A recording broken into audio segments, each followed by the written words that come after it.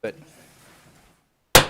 I'm going to call the committee, the Interim Finance Committee's Subcommittee on Education Accountability to order. Madam Secretary, would you please call the roll? Senator Dondero Loop. Senator Titus. Vice Chair Canizaro. Assembly Member Koenig for Assembly Member Gray. Assembly Member Howdigi. Assembly Member Monroe Moreno. Assembly Member O'Neill. Chair Yeager. I am here. Please mark those who are not yet present when they arrive. We do have some members who are presenting bills and other committees, and I think they'll be joining us shortly. But in the interest of time, we wanted to get started.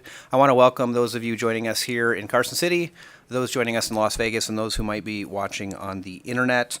Before we move to the first item on the agenda, I did want to give our telephone line for folks to call in if they want to give public comment.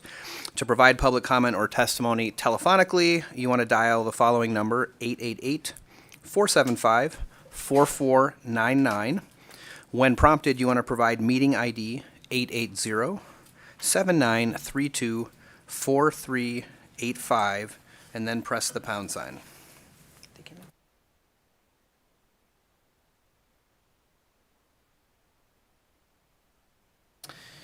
And then when prompted for a participant ID, press the pound sign as well. So with that being said, we will move to the first item on the agenda.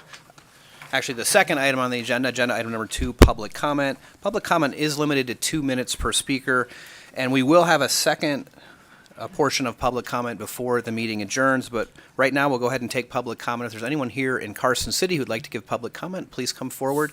And if you could please remember to state and spell your name, please. And as a reminder, again, you have 2 minutes. Welcome, and please go ahead. Hello, thank you.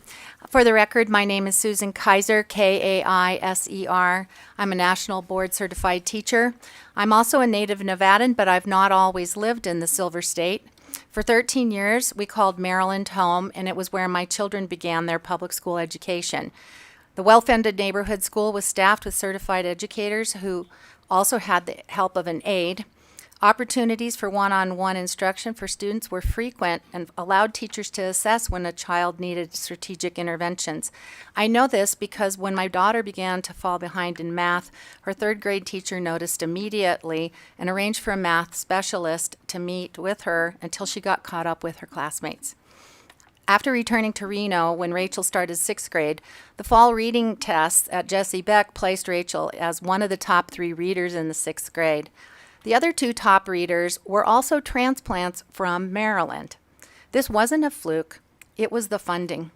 Rachel's little brother, Nathan, only attended kindergarten in Maryland public schools, and when he began to struggle decoding words in his 2nd grade class in Reno, there were no specialists.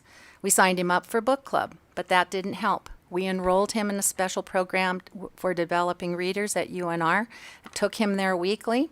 We hired private tutors that worked with him during the school year and over the summer.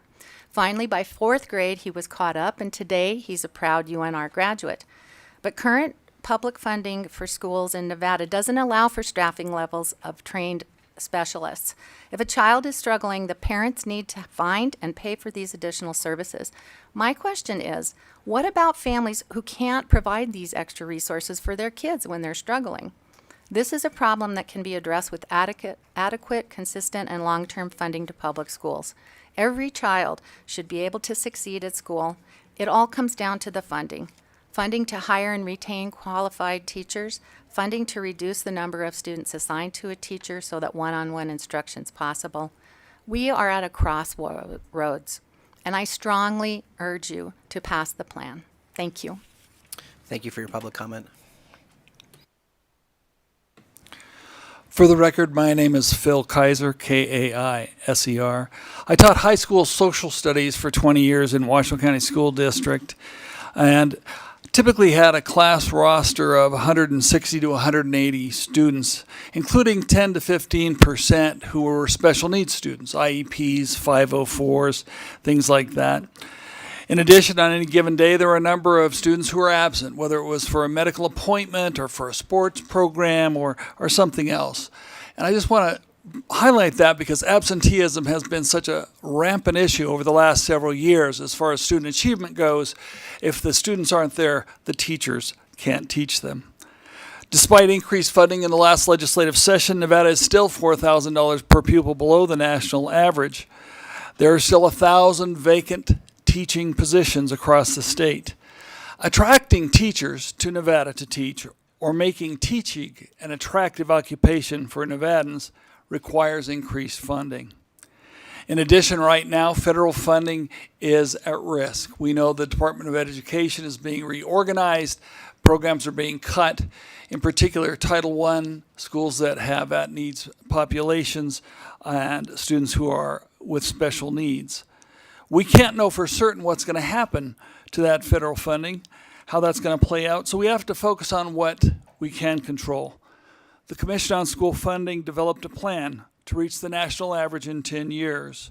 It identified revenue sources, typically sales and property taxes. Whether you focus on those sources of funds or others, Nevada's students depend on you to give them the opportunity for success. Without continued support, our students will struggle. Please pass the plan. Help our students succeed. Thank you. Thank you for your public comment. Good evening, Alexander Marks with the Nevada State Education Association. During the first months of the 23 legislative session, there was a great deal of attention on Nevada's record increase to school funding.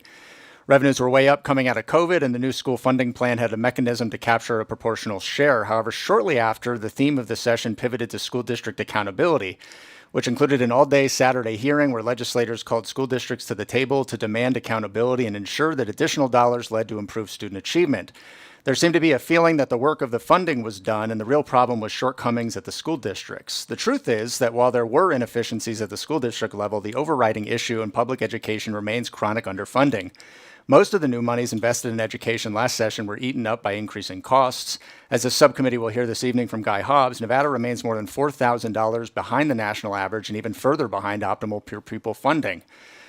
When the legislature created the funding commission, they charged it with making recommendations to raise the revenue necessary for Nevada's to reach optimal funding, and they've done just that, recommending the state raise revenue by expanding the base of sales tax and closing property tax loopholes. But we haven't heard a word about those proposals since the report was delivered last legislative session.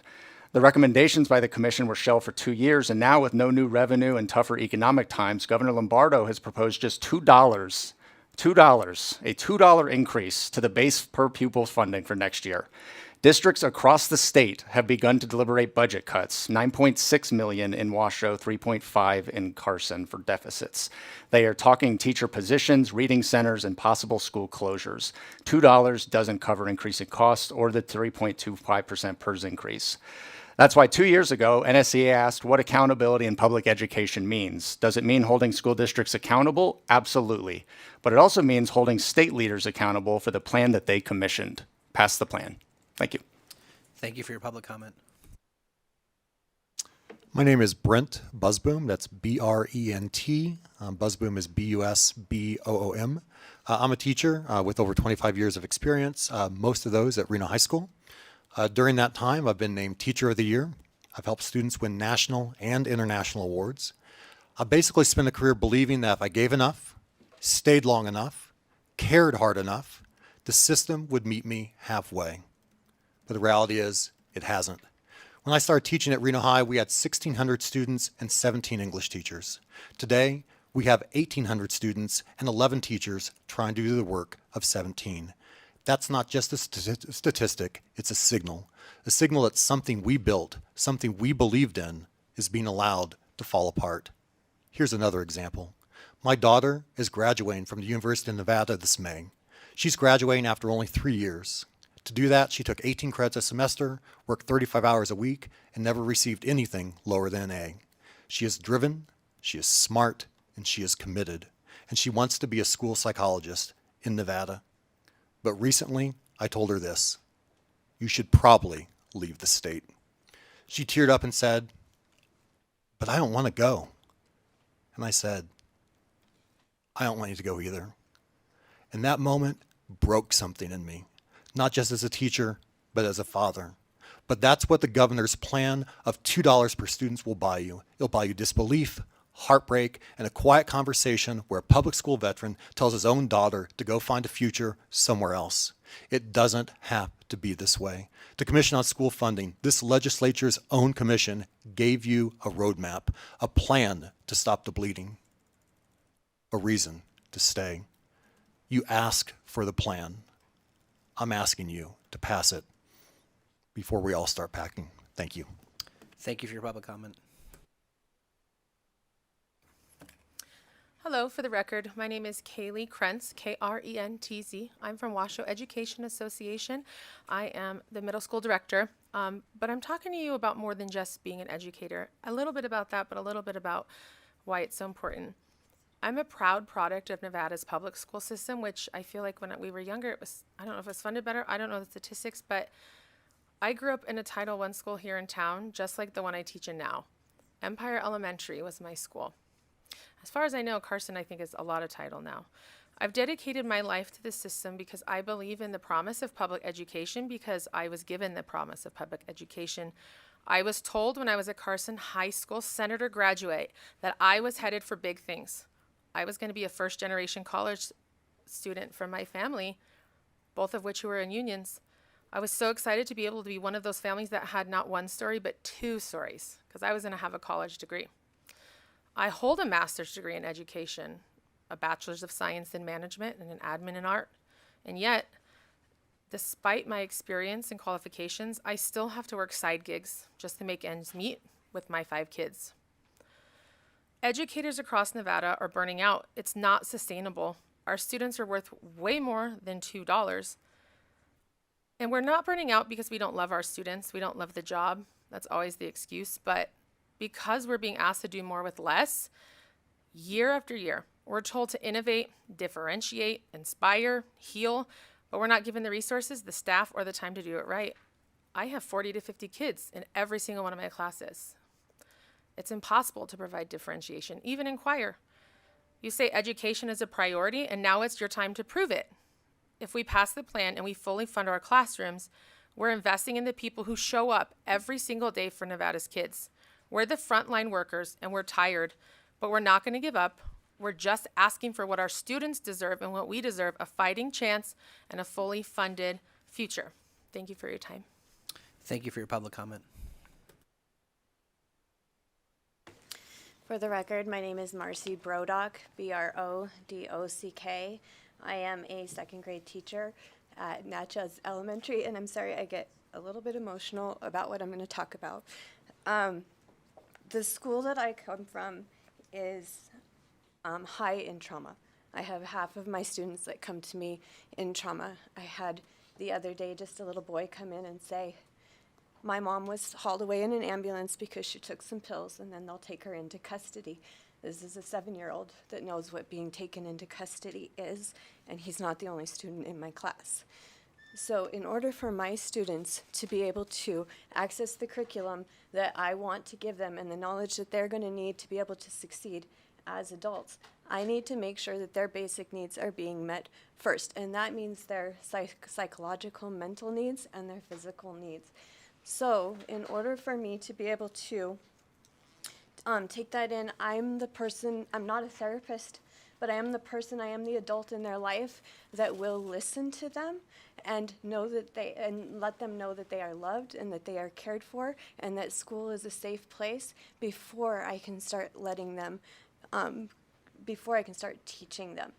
Because this kind of trauma arrests their development. Their fight or flight takes over, and I have to calm that before I can put any kind of academic pressure on them. My students are rock stars. They come to school, they do engage in the lessons, and they are working really hard for me because they know that I care. And I'm going to do everything that I can for them. I'm going to invest my time. I'm going to invest my resources. I'm going to make sure that I become a better teacher year after year after year. And all I'm asking for you guys to do is to please invest in these students and give them a chance at a future. This is coming from a community with generational trauma. They have trauma where death and prison are the norm for them. And I know what I see in my students and what they are capable of and what they can become.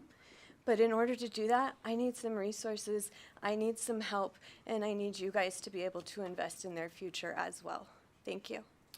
Thank you for your public comment. Is there any additional public comment here in Carson City? Seeing none, it looks like we have one person at the table down in Las Vegas. If you would please hit your microphone button and state and spell your name and give your public comment, please. Good afternoon. My name is Dolly Rowan, D-O-L-L-Y, Rowan, R-O-W-A-N. I'm an early childhood autism teacher here in Las Vegas, Clark County. Came recently and spoke to you about the need of extra help in our classrooms. Our self-contained classrooms are dealing with some of our most vulnerable students. They have severe learning needs. They have significant behavioral issues. Some come with serious medical concerns. And the problem is there's just not enough staffing to provide the support that they need, not just for their safety, but for the safety of our staff as well. So I go out every day. I am on the floor with my students doing the very best that I can, but they're coming in with such emotional needs and so many medical needs now and the behaviors. And it's just so difficult to meet their needs, especially when we're left alone. When our assistants take their break, we're alone for 15 minutes, then for 30 minutes, that's 45 minutes. So at our school, we have 4 programs. So that's 3 hours a day. We have students from 10 to 16 in a classroom being left alone with teachers. But we don't have teachers in those classrooms. Most of our classrooms have subs, and they're just doing the best they can.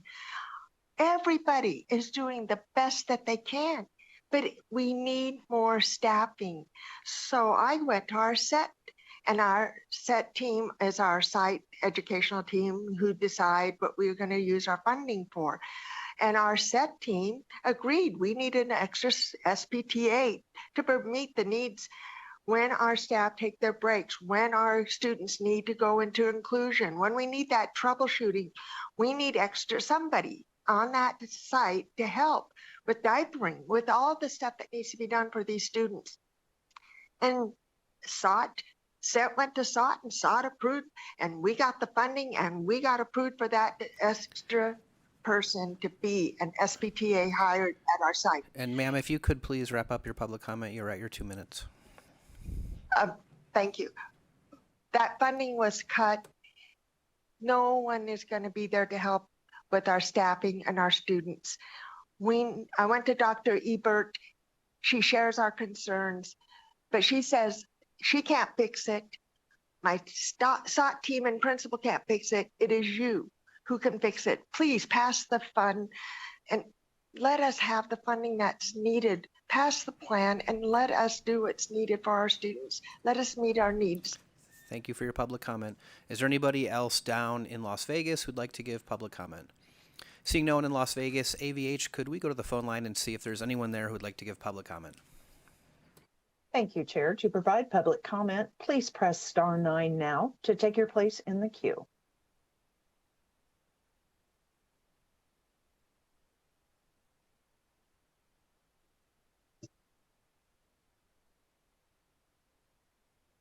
Good evening, Chair Yeager and members of the committee. My name is Carrie Finn, and I'm a clinical aide with the Carson City School District, the president of the Carson Educational Support Association, and a member of the Senate Bill 71 Teacher and ESP Recruitment and Retention Task Force Committee. The views I'm about to share are my own, but they reflect the concerns of many within our public education system. Public schools in Nevada serve 90% of our students, and a strong public education system is essential to addressing disparities in opportunity and resources. However, when funding falls short, it leads to overcrowded classrooms, fewer staff, and outdated resources, ultimately leaving our most vulnerable students behind. The current proposal for a $2 increase per student is insufficient, especially considering Nevada is already underfunded by over $4,000 per pupil. The gap is growing, and we urgently need a significant long-term investment in education. The Commission on School Funding's plan for a $700 per pupil increase is crucial. It will help retain quality educators, support staff, and improve students' outcomes, which in turn strengthens Nevada's economy. We must pass this plan. When educators are underfunded and overworked, burnout is inevitable, which directly impacts both student achievement and school culture. The rising costs of education and living make it clear we need a more progressive revenue resource. We have an obligation to invest in our children's future. Nevada's education system lags the national average by over $4,000 per student. If funding continues to fall, our students will continue to suffer, and Nevada's future will be at risk. The plan laid out by the Commission on School Funding is data-driven, research-backed strategy to bring our funding to an optimal level over the next 10 years.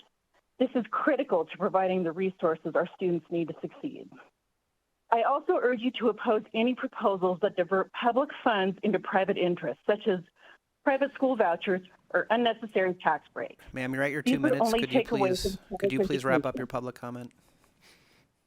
Yes, sir. As an education support professional, parent, and active community member, I see firsthand the diverse and proper funding can make. Our students, educators, and communities depend on it. I strongly urge you to support and pass the plan. Thank you. Thank you for your public comment. Next caller, please.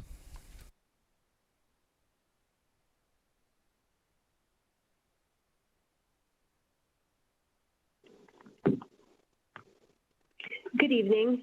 My name is Melinda Bauer, B-O-W-E-R. I am a current Washoe County School District employee. I've been teaching for 15 years. I have a master's degree in Spanish language acquisition. I am an active WEA union representative and the parent of an incoming public school student. First, I just wanted to thank you for your investment you made last session. For the first time in a really long time, it felt like someone was truly listening and responding to the realities that we face as educators. Because of that funding, our district was able to provide desperately needed pay raises that have been crucial in recruiting and retaining educators, including myself. At the time you chose to invest in us, I was working at Title I school, serving students carrying more trauma than most adults could imagine: instability, violence at home, food insecurities, and so much more. And the secondhand trauma I was experiencing was overwhelming, and I was on the verge of leaving the profession. But the recognition and support I felt through your vote gave me the strength to stay. So I am here in the classroom every day, doing all that I can to meet the ongoing and often unmet needs of our students. Their needs have not changed. If anything, the climate of the past few months has brought even more fear and anxiety into our kids' lives. I'm here today to ask you to protect the progress that we have made and continue moving forward. We all understand that our economy is facing uncertainty, but one thing is certain, and that is that my students will come into my classroom tomorrow showing up and needing me more than ever. To meet them where they are, we have to continue our investment. We have to continue to fund our staff and teachers, and we need to move forward into providing students the resources and course choices that will re-engage and inspire them to come to school. We have to give them a reason to trust us and to show that we hear them. Funding our electives and our vocational programs will show them that we care about their interests. Earlier this morning, I shared that 50% of the students at my school are enrolled in electives next year, and one of those has been canceled because we don't have the money to fund our automotive program. Our culinary arts course only has a $1,000 budget currently. Ma'am, you're at your 2 minutes. Could you please wrap up your public comment? Perfect, yeah. Our construction program has $800 total per year. So by passing the plan, we can keep the momentum going from last session. So I really don't want us to stagnate. I am super grateful for all that you have done, and I really urge you to consider the continued investment in our students. Thank you very much. Thank you for your public comment. Next caller, please.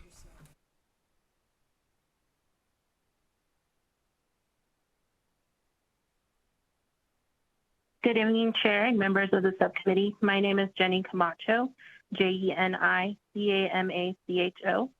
I have been an educator for more than 15 years, and I'm currently an English language facilitator in Washoe County and a proud member of the Washoe Education Association. Thank you for the opportunity to speak tonight. I want to thank you all who played an integral part in the funding we received last session. That leadership led to a lot of progress, and our district worked hard to make sure that the progress made its ways into the classroom. I have the privilege of working at 4 Washoe County schools this year as a facilitator and have seen the immediate difference throughout the district. The impact of being able to keep more classroom teachers, reduce some combination classes, and give students more consistency throughout the year have helped to change the climate of the schools and have increased student engagement and performance. But I need to be honest about what I'm still seeing every day.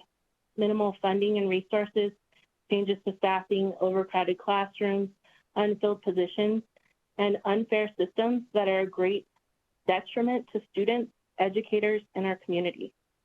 My students are brilliant, resilient, and capable, but they're navigating a system that wasn't built for them. They're expected to master academic language and content at the same pace as their peers without minimal targeted support.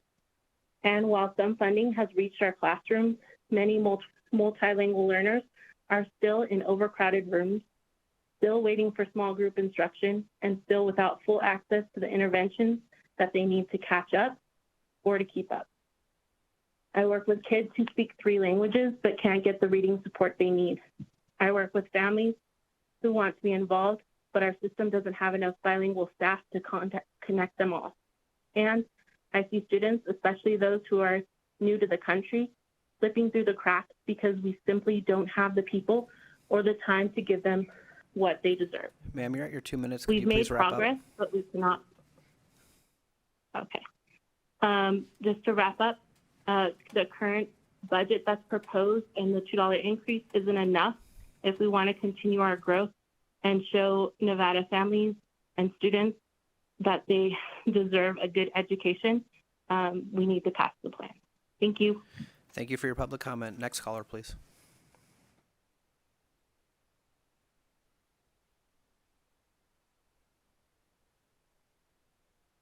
Good evening, Chair and members of the subcommittee.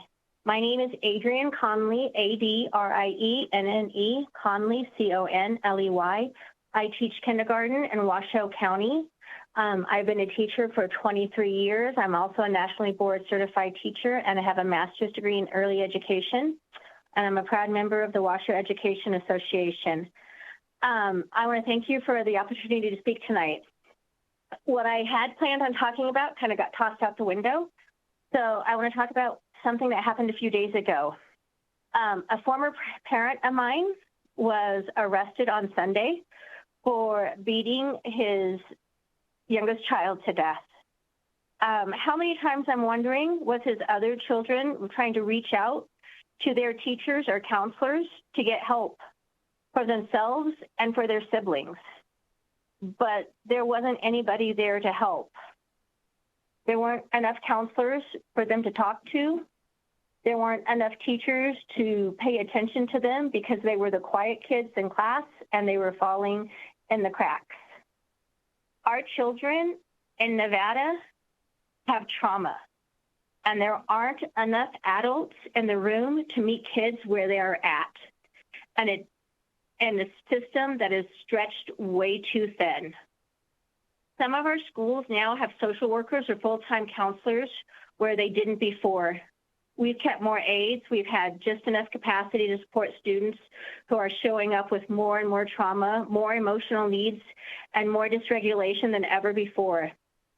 These are young 5, 6, 7-year-olds carrying stress loads we used to see in much older students. We've had some progress, but that progress is very fragile. We are still operating on the edge. One absence, one open position, one crisis, and we are back to triage. You're at your 2 minutes. Could you please wrap up your public comment? Yeah, the current proposed budget doesn't come close to protecting the progress we've made. It won't allow us to retain the staff we've finally been able to hire, and it won't expand behavior teams to bring in mental health professionals at the scale we need, and it certainly won't meet the needs of our youngest learners. Thank you for your time and your commitment to Nevada students. Thank you for your public comment. Next caller, please.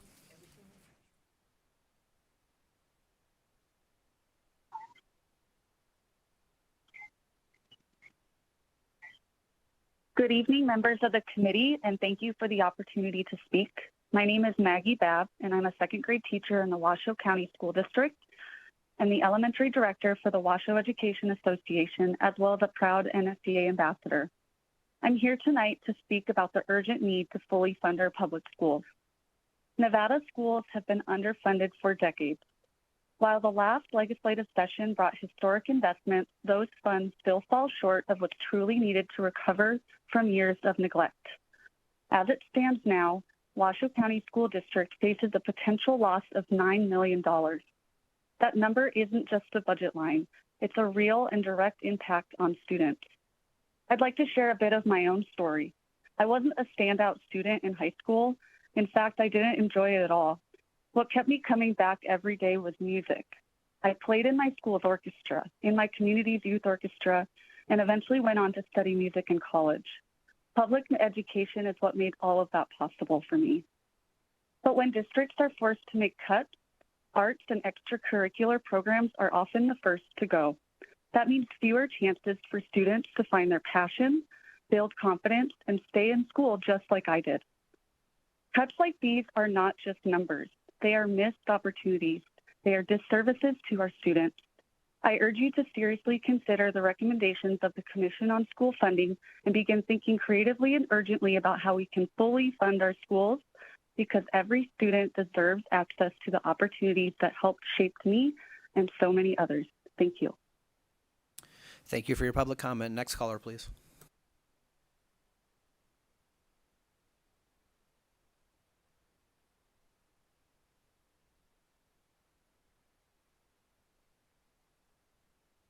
Good evening, Chair and members of the subcommittee. My name is Brittany Marquez, BritnieMarquez,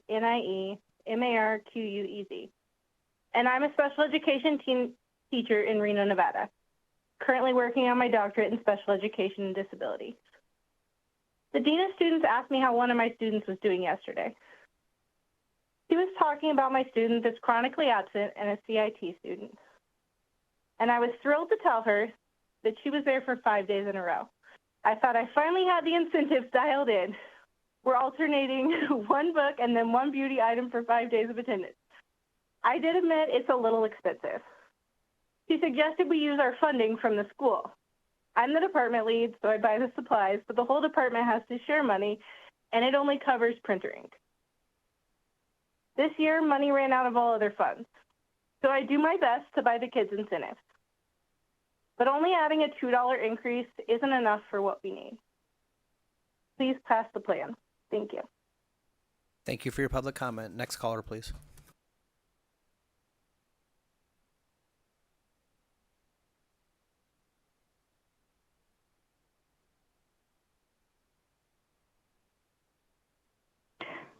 Hello, my name is Daisy Aguilar Herrera. Aguilar is Aguilar, Herrera, Herrera. Thank you for allowing me to speak today. I am an NESEA ambassador and a teacher at Sierra Nevada Academy Charter School as a 4th grade teacher.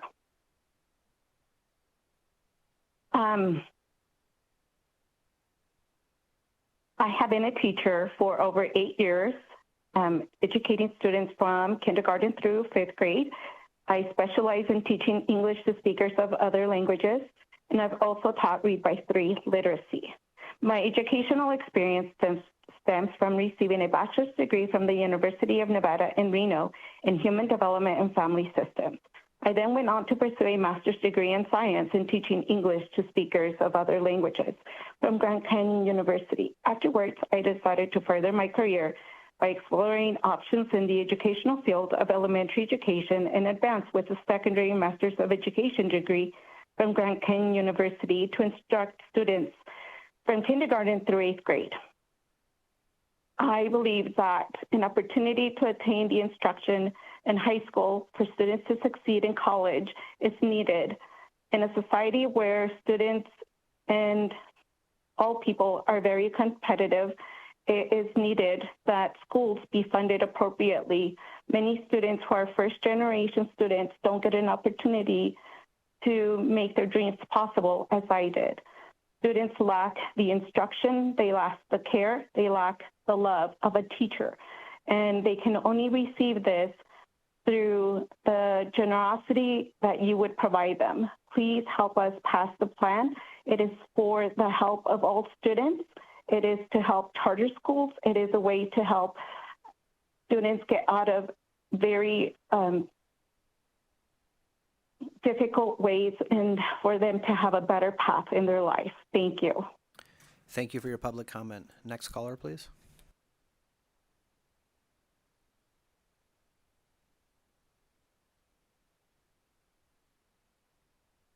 Good evening, Chair and members of the subcommittee. My name is Stacy Roybal, STACIROYBAL,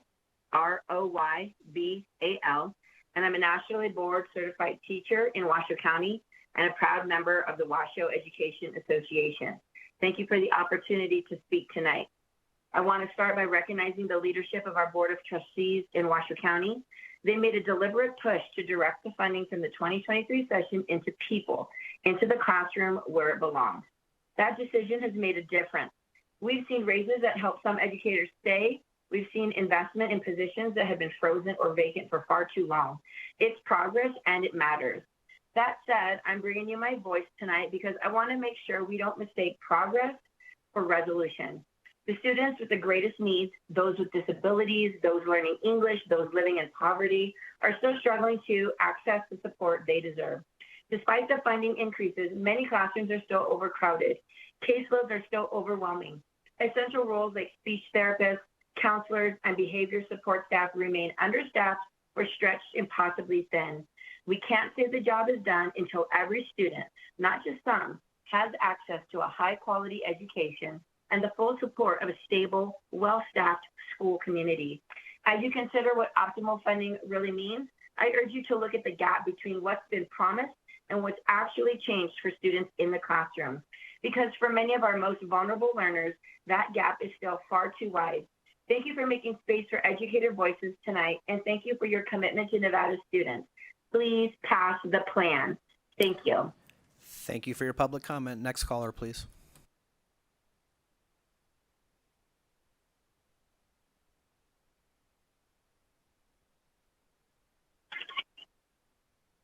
Hi, my name is Lindsay Anderson. I've been teaching for 12 years. I have a multiple subject teaching credential in California and Nevada, a bachelor's degree in history, a master's degree in teaching English learners, and I'm a nationally board certified teacher. I've been with Washoe County for the past 7 years, and I'm a member of the Washoe Education Association. We made progress for our state last year with the raise for teachers, and we are so appreciative of that. It kept many teachers in the profession. However, we still have over 1,000 teacher vacancies this year, and not a week goes by that I don't hear from a teacher that they don't know how much longer they can continue teaching. And they're not alone. I feel the same way. I don't know how long I can do this. The stress and workload isn't realistic. The amount of students in our classes is overwhelming, and when students aren't performing on level, teachers are asked to do more, and we are told that we are not doing enough. We never hear, well, maybe the legislature should properly fund you. Nevada can no longer afford to make cuts to education, and a $2 per pupil increase is essentially a cut. It's not fair that our students, who are the future of Nevada, are constantly going with less.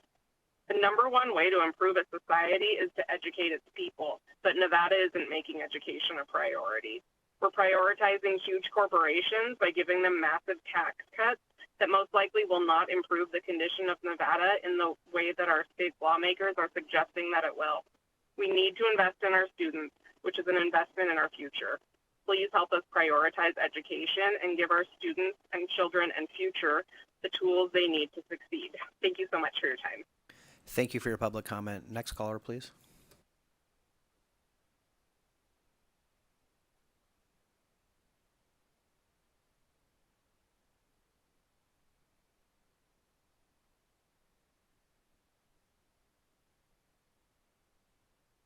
Caller with the last three digits 855, please press *6 to unmute yourself.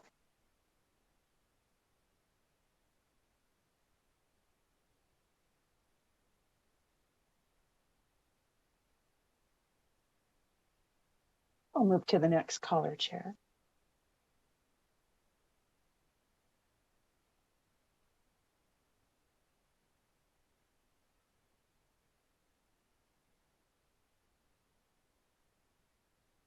Hello, my name is Sky Sessions, and I am a nationally board certified school counselor, and I've been working in the Washoe County School District for 21 years. I currently work at Sparks High School. I'm a member of the Washoe Educators Association, and I'm a proud parent of a second grader and a graduate of 2015. I'm calling in today with concerns around the governor's current budget proposal. It feels like it's becoming more and more common that I'm having conversations with amazing and highly qualified educators at all levels who are telling me that they don't think they can hang in there much longer, and they are making plans to leave education altogether. I worry so much about who will be left for my students and even my own daughter. We must prioritize retaining and recruiting the very best for our children. I feel like it's too easy to look at all of us in education and all of our students and just see us as numbers on a spreadsheet, as a statistic, an allocation, or a demographic. Please don't do that. The urgency is real for the state of education. Never has there probably been so much on educators' plates with what is expected of them on a daily basis.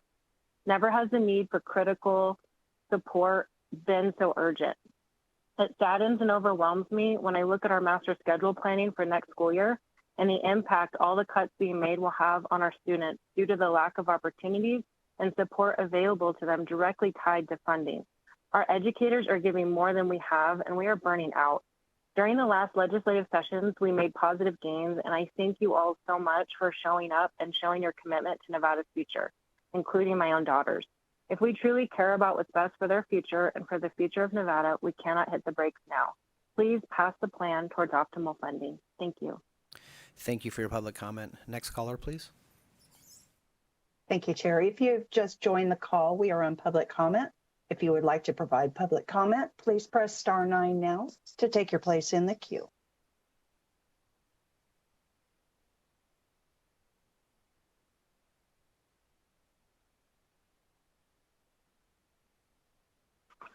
Hello, my name is Tanya Garcia. I wanted to thank you all for allowing me this time to speak to you about the importance of funding education in our state. I have a bachelor's degree in English literature and a second bachelor's degree in secondary education. I also have an endorsement in teaching English learners. I have been teaching in Washoe County for a little over 2 years now, so that makes me a new teacher to the district. The 20% increase that we received last year was essential for me to continue teaching. With the high cost of living, overcrowded classrooms, and lack of resources, I did consider switching to a different profession. So I wanted to thank you for investing in our teachers. In the last 2 years I have been teaching, I have seen that the impact of lack of funding in our students. Teachers are dependent on donors' tools projects in order to get students books, pencils, tissues, highlighters, and other materials they use on a daily basis, which means that students are not having all the materials they need. Also, the materials I just listed cost more than $2, meaning the proposed increase is just not enough. We must invest in our students' future, and that is done by increasing the project. We urge you as teachers and for our students to pass the plan, and I thank you for your time and effort. Thank you for your public comment. Next caller, please.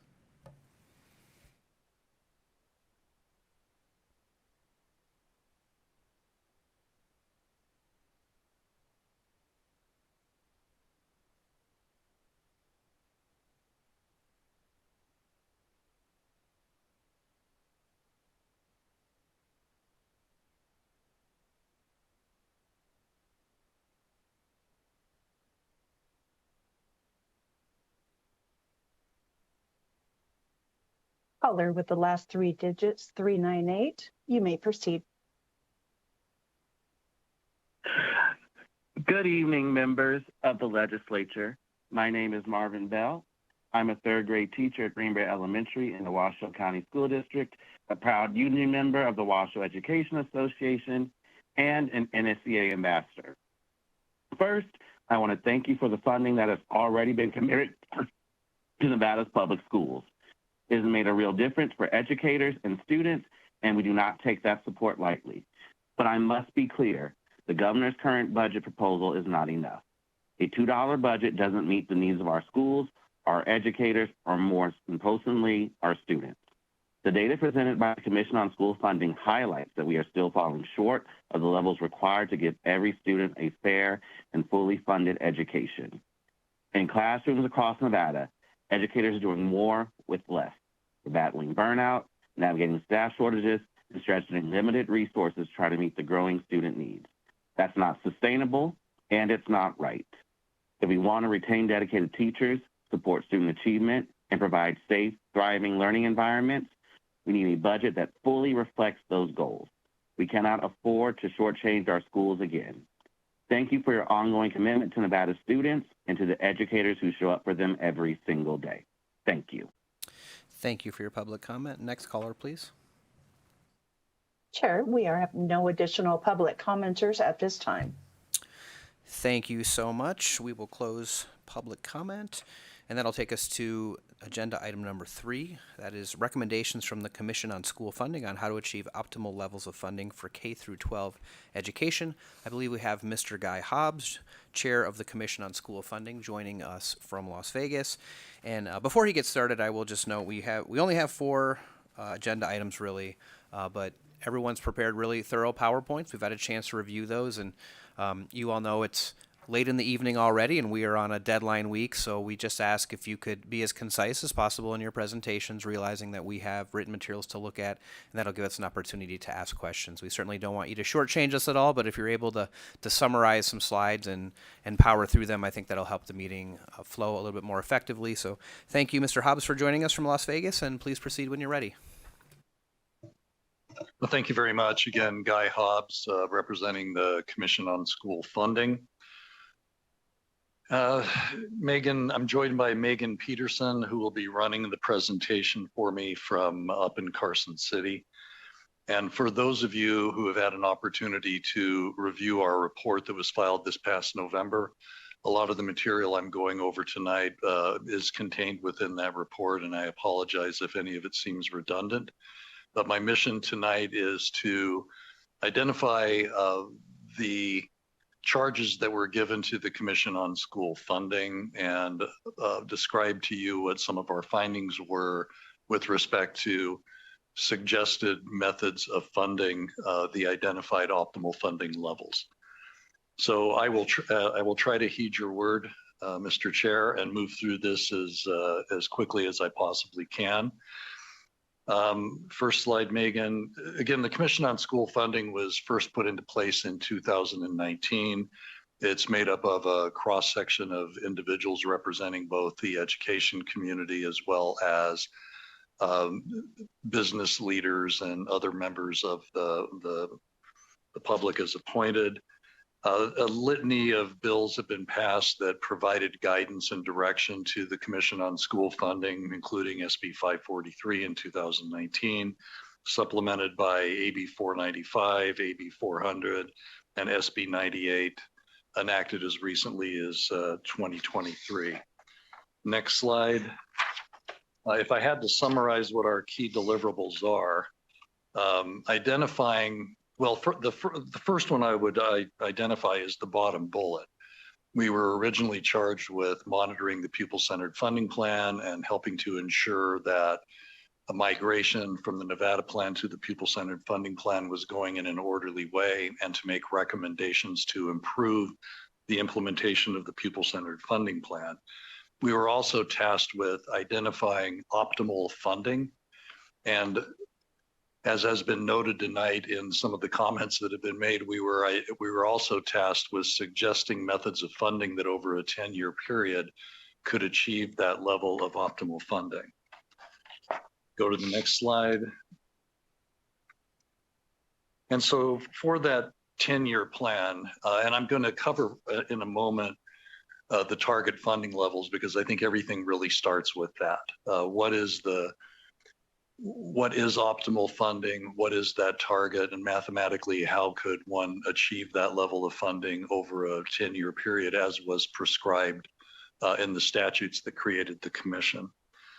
And the commission has identified, as explained on this particular slide, certain methods of funding that could be considered as a plan for achieving optimal funding over the 10-year period. One of those, well, I would put all of this under a general category of modernization of Nevada's fiscal structure. That certainly isn't an easy thing when you think about it in those words. But given the fact that no significant changes have been made to the key funding sources that fund education in the state, primarily property tax and sales tax. A thorough review of both of those funding sources is something that the Commission both recommends and undertook. The Commission itself can only make recommendations with respect to how to move forward from this point to close the gap. But you'll see on this slide that we focused on the Nevada sales and use tax system, and in particular expansion of the transaction excise tax base. And I'll explain a little bit more about that as we move forward. And also dealing with the property tax system, and specifically things like the abatement mechanics and depreciation. We gave consideration to the modification of the assessment rate and rebasing assessments at transfer of title. But to get into it a little bit more specifically, Megan, we can go to the next slide. In our original report in 2022, you can see what we identified as this is the approach. Let me back up for a moment. This is the approach that we use to identify what the funding target should be. Now, optimal is an interesting word to use, and that was the word that we were given to identify optimal funding. And as we spent time talking about that amongst ourselves, optimal seemed to be somewhat of an elusive value that everyone could agree upon. So the decision was made to use the national average funding level as a proxy value and see where Nevada compared to the national average funding. To further support that value, we used a subject matter expert recommendation on what the funding level in the state should be.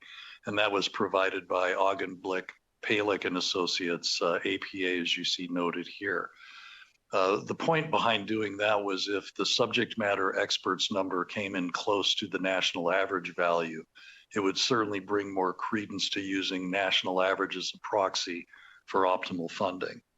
So in 2022, you could see what the various numbers were. Nevada at the very top, followed by national average, followed by the subject matter expert recommendations, updated for 2025 prior to, and Megan, let's go to the next slide. And we updated that to reflect the additional funding that was provided for in the last session of the legislature and over the course of this most recent biennium. And you could see that the legislatively approved Nevada funding number came in at $13,400 per student. And the national average was nearly $17,500 per student, and the subject matter expert recommended level was $17,600 per student. The fact that those latter two numbers came in so closely together, again, gave additional support to the notion that using the national average as a proxy, at least at this time, and given the delta between where we are and those values, was a reasonable place to be. And if we go to the next slide, you could see what those bar charts translate into in numbers. And we did this on a linear basis, fully recognizing that things rarely happen on a linear basis. But if one was to project forward for 10 years what that shortfall may be, given the levels of funding that are already in place, and try to fill that in with incremental revenue, that's what you see in the incremental shortfall column. And those are additive as you go down. So roughly 200 million in the first year as you go down to 2035, an additional 300 million between 2034 and 2035. You see the aggregate funding on the right side, roughly $2.5 billion by the 10th year. The next slide shows this more graphically. And you can see how that builds up over time because each of the cumulative values are additive each year to get to the aggregate value of additional funding needed by 2035, which again would be $2.5 billion. And before we get into the different methods of funding we evaluated, I should probably make some additional comments about how we got there. we looked at a variety of sources of funding. And one of the things that occurred to the commission was that given the magnitude of the numbers that we're looking at, the slide that you still have in front of you at the moment, new sources of revenue, particularly given the fiscal structure in the state and limitations that we have on what some of those revenue sources can be, would not be sufficient to provide the type of funding necessary to make any sort of considerable impact on closing the funding targets. And so we looked at, and we asked ourselves the question, what have the traditional methods of funding been in the state of Nevada? What have the traditional funding methods been on a countrywide basis? And one of the commonalities you find is property tax. Another one that you find is sales tax. In some states, you see it supplemented by things like income tax and other revenue sources that we do not have in the state of Nevada. Of course, in the state of Nevada, we rely on some revenue sources that other states do not have. But the common denominators were sales tax and property tax.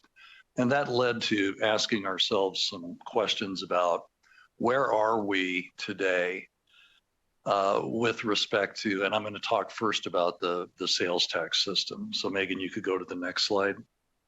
And there's really only a couple of things that can be done if you're looking at sales tax. One of them is to increase sales tax rates. And we've seen that happen with fair regularity over the past 3 or so decades. The other alternative is to look at the base against which sales tax is applied. The next chart, this is meant to be sort of a handy chart whenever we're talking about sales tax, but along the bottom of each of the vertical bars that you see, those represent different increments of sales tax if they were to be applied. This focuses on the rate side of the sales tax issue.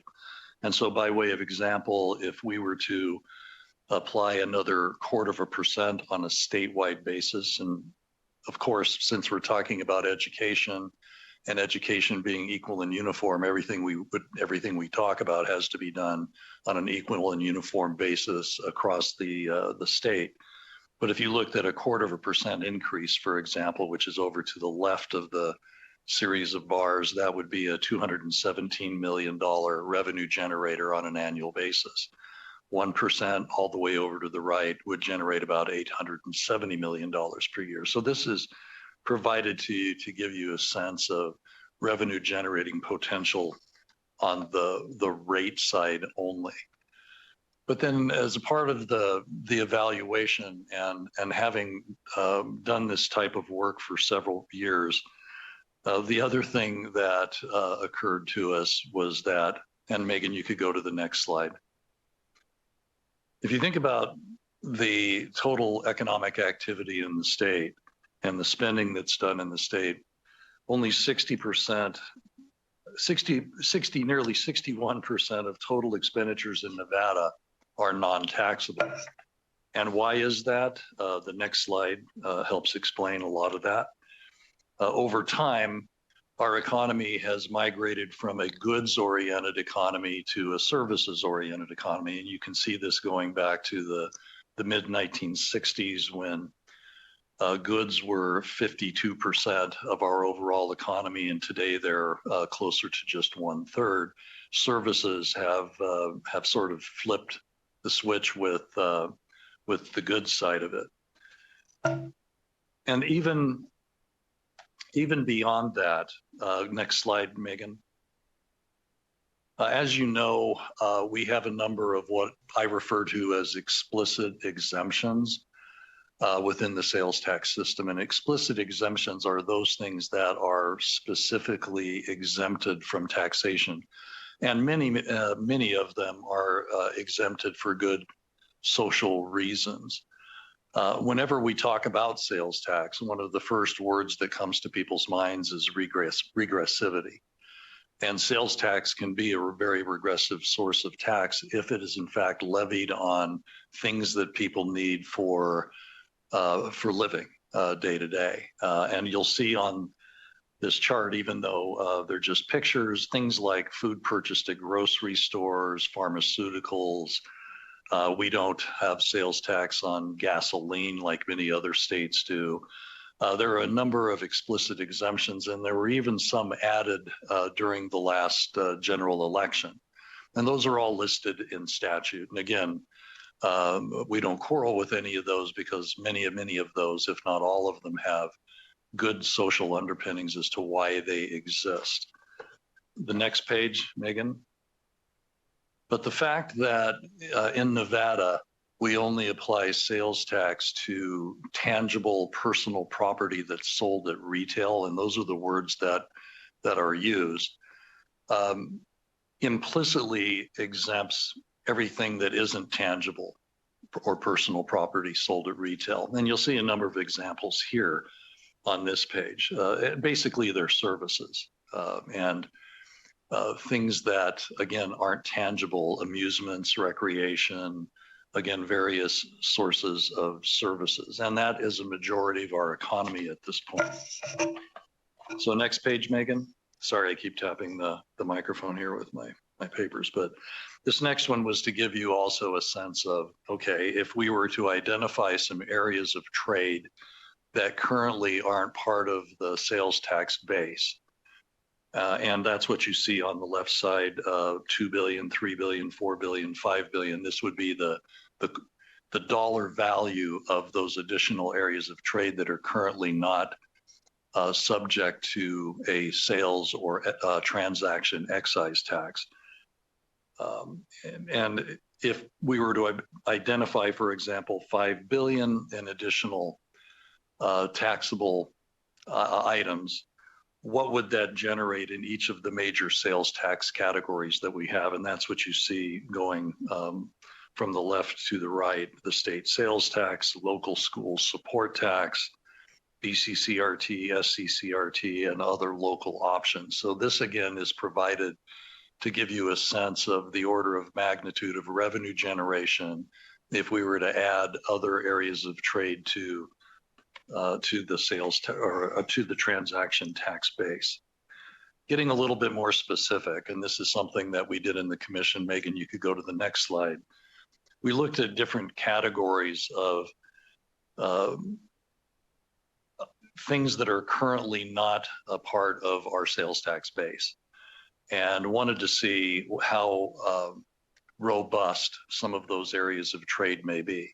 And again, our focus was on trying to identify those things that least would not be as regressive as other things. I know I didn't put that well, but would be more discretionary. I think that is the right way of putting it. More discretionary spending than necessities of life. And Megan, if you go to the next chart, we identified to measure this approach that we were taking, and we looked at things like telecommunications, recreation, and personal care.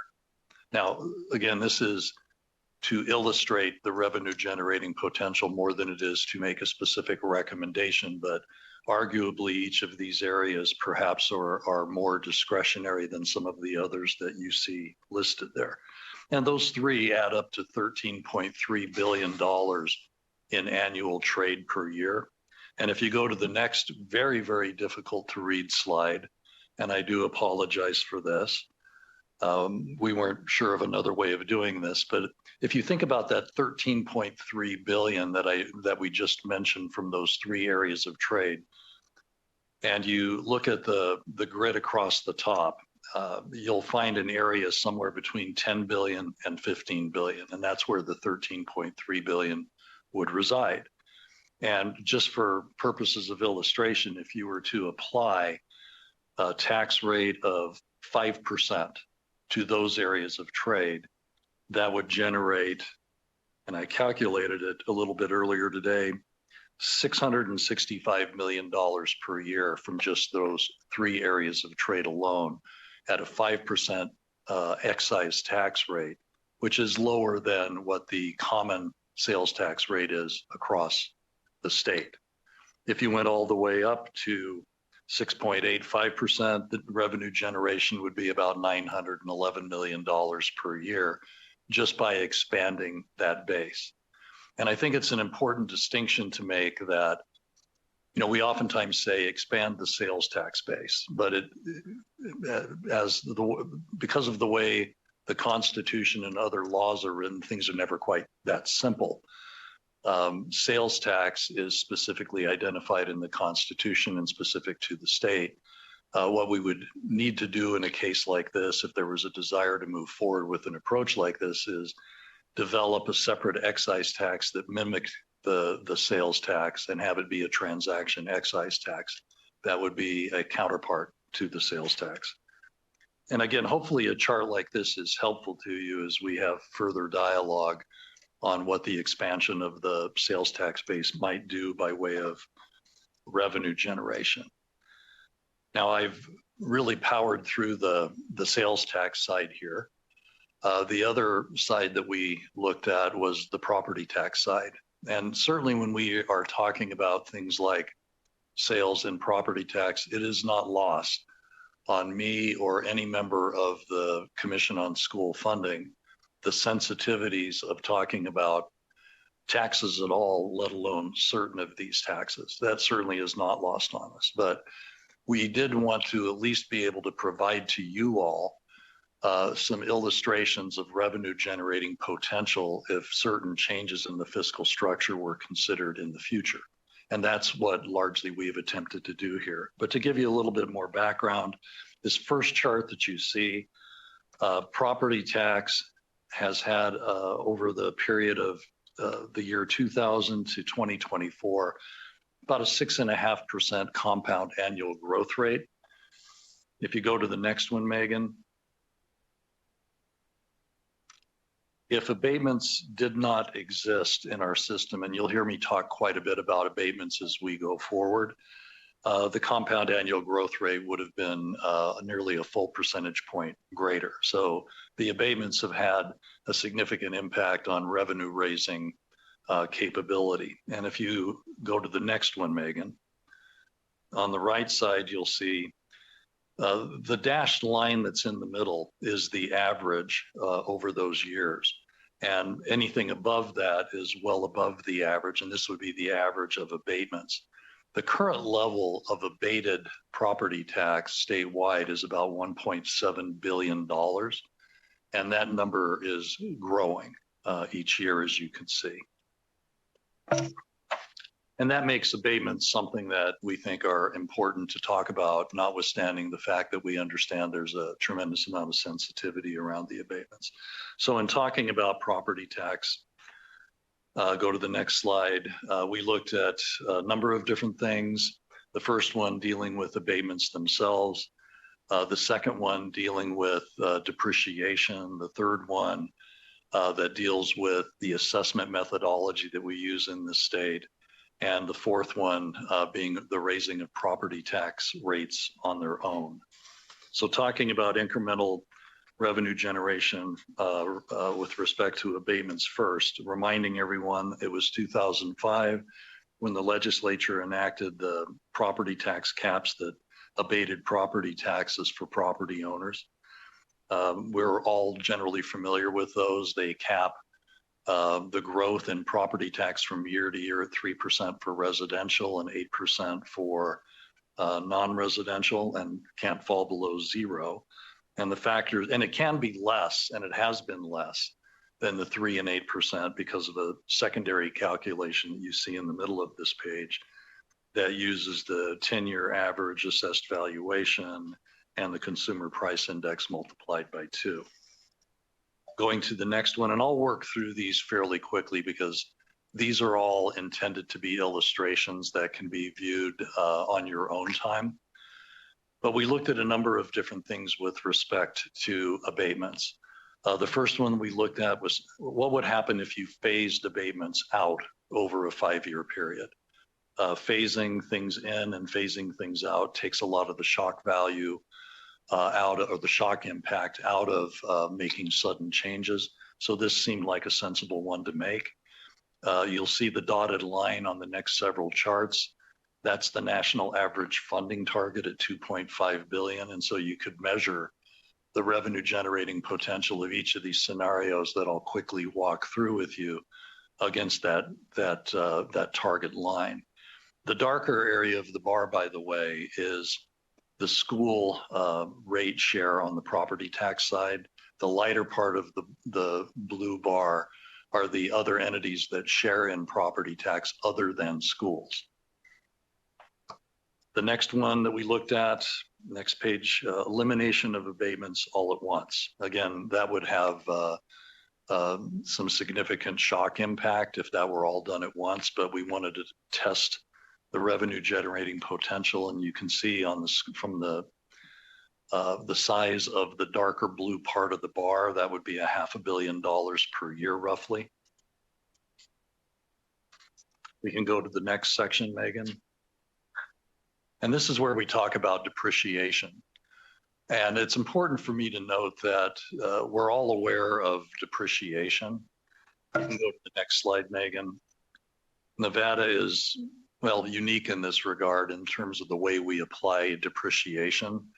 When we assess property in Nevada, we assess the full cash value of the land and the replacement value of improvements less depreciation at 2.5% per year over a 50-year period. So if you go to the next chart, you'll see that what the accumulated depreciation looks like. So a 50-year-old improvement on real property is depreciated at a 75% level. Now, I don't need to tell any of you that depreciated property improvements and using replacement value to begin with does not mimic market value in any way, shape, or form. So there is a significant gap in Nevada between the market value of properties and the taxable value of properties because of the application of, well, the application of replacement cost and then the further application of depreciation. But if we were to focus on depreciation and not consider the impact of the abatements, I'm not sure that that would get us very far.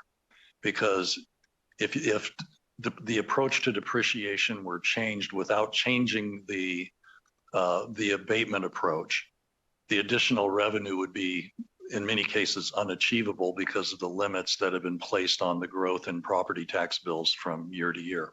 And I certainly don't want this to sound like we're speaking against the intent of the restraints that have been put on property tax increases from year to year. We understand that those have happened, but we also understand that oftentimes the growth of revenues can lag well behind the need for additional revenue to fund critical services. So, you know, it seems to be a fair thing to talk about. And so the scenario that you see in front of you here would consider phasing out abatements coupled with phasing out depreciation. And again, you can measure the revenue generating potential. There's significant additional revenue generating potential by phasing both out at the same time. The next chart phases out abatements over a 10-year period and freezes the depreciation rate at its current level. And again, you can measure the revenue generating potential. The next one eliminates abatements immediately and eliminates depreciation immediately. I would probably categorize this as the least likely approach to happen. But again, we wanted to measure what the revenue generating potential would look like relative to what the funding targets are for education. The next one caps abatements at their current level and modifies the future depreciation level from 1.5%. I think earlier I said 2.5% a year. That was mistaken. 1.5% per year down to 1% per year. And again, you can see the revenue generating potential. The next one caps abatements at the current level and modifies the depreciation rate down from, does not get rid of depreciation, but modifies the accumulation of depreciation from 1.5% per year down to 0.5% per year. And you can, again, see the revenue generating potential. So getting near the end here, I'll try to move through the rest of this quickly because anything that we're talking about here can be reviewed in our report in more detail than I'm able to provide to you here today. The next thing we looked at was we use an assessment rate of 35% of taxable value to get to assessed value in this state. And the look that we took at this was, what if we increased that to 40% instead of 35%? That's a statutory value. And capped abatements at their current level. Again, you can see the revenue generating potential. On the next page, increasing the assessment rate also to 40%, phasing out abatements over time, and no change to depreciation. And then the next couple of pages beyond this, I won't spend a lot of time on, but this is sort of a recap of several of the slides that I went through. And on the very bottom of both of those pages, you'll see school operating rate revenue in year 10. And that's the value that can be compared against the year 10 value from the bar charts you saw earlier, the $2.5 billion. And you can see as you move through those, some of those partially help close that gap, and some come quite a bit closer to significantly helping closing that gap. And there were a couple of others that we looked at as well, changing from full cash value and depreciated cost to more of a market-based approach. You'll see that on the next slide that Megan's showing you, and that's more of an illustration of the ratio of the taxable value of property to market value of property, and what the revenue generating potential would be if changes were made within that regard. And then the last one, as we move through this, and I think this is a good illustration of the impact of abatements on property tax. So we asked ourselves the question, how much additional revenue would be raised statewide if we raised the property taxes by just 1 penny per $100 of assessed value? And you can see that in year 1, that would be 19.3 million. In year 10, that would be 32.9 million. However, this is without the tax abatement. So what kind of impact does the abatement have when you take an approach like this? If you go to the next chart, you could see that in the 10th year, it nearly cuts the revenue in half because of the abatement.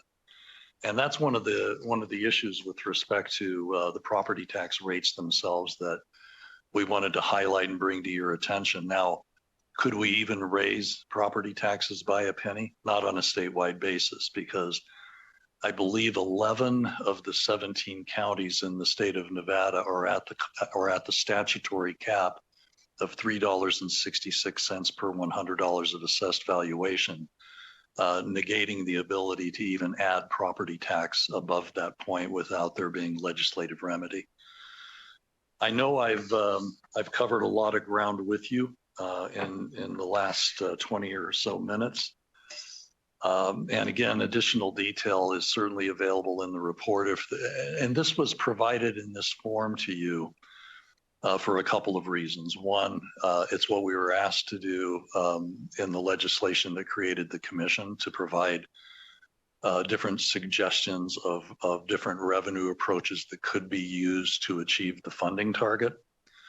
That being the biggest one, and also recognizing how difficult it is to enact changes to things that are part of a fiscal system that's been in place as long as ours has been in place. And it occurs to me, having worked with Nevada's tax structure for longer than I would care to admit, but by looking at me, you can probably guess that it's been a fair amount of time. Well, I'll sort of leave it at that, but I recognize that these are changes that have to be made incrementally. It's nothing that can be necessarily done overnight. It's the type of thing that lends itself to a deeper review with respect to the wherewithal of the state to be able to make modifications to its fiscal structure. And I'll revert here to an example on the sales tax side that I think many of you are aware of. Technology and changes in the economy, those happen year in and year out, and we've evolved quite a bit from where we were 10, 15, 20 years ago. Changes on the fiscal side of our tax system, well, that is our fiscal system. They don't happen as often as technological changes happen and as often as the economy evolves. And the examples I can give you on the sales tax side, for example, we used to go to the store around Christmas time and shop for our favorite coffee table book to give to somebody as a thoughtful Christmas gift. And we would pay sales tax on that if we purchased that at a store. Today, books are more downloaded than they are purchased at retail. The same thing with music, the same thing with movies. There's been significant changes in our spending habits, and our sales tax system has not evolved along with them. So I'll leave that deeper discussion for another day. And at this point, I'd be happy to answer any questions that you have, or just leave if that's what you'd prefer. Thank you for the presentation, Mr. Hobbs, and particularly for putting it all in writing so that we have something to refer back to. Committee members, do we have any questions this evening for Mr. Hobbs?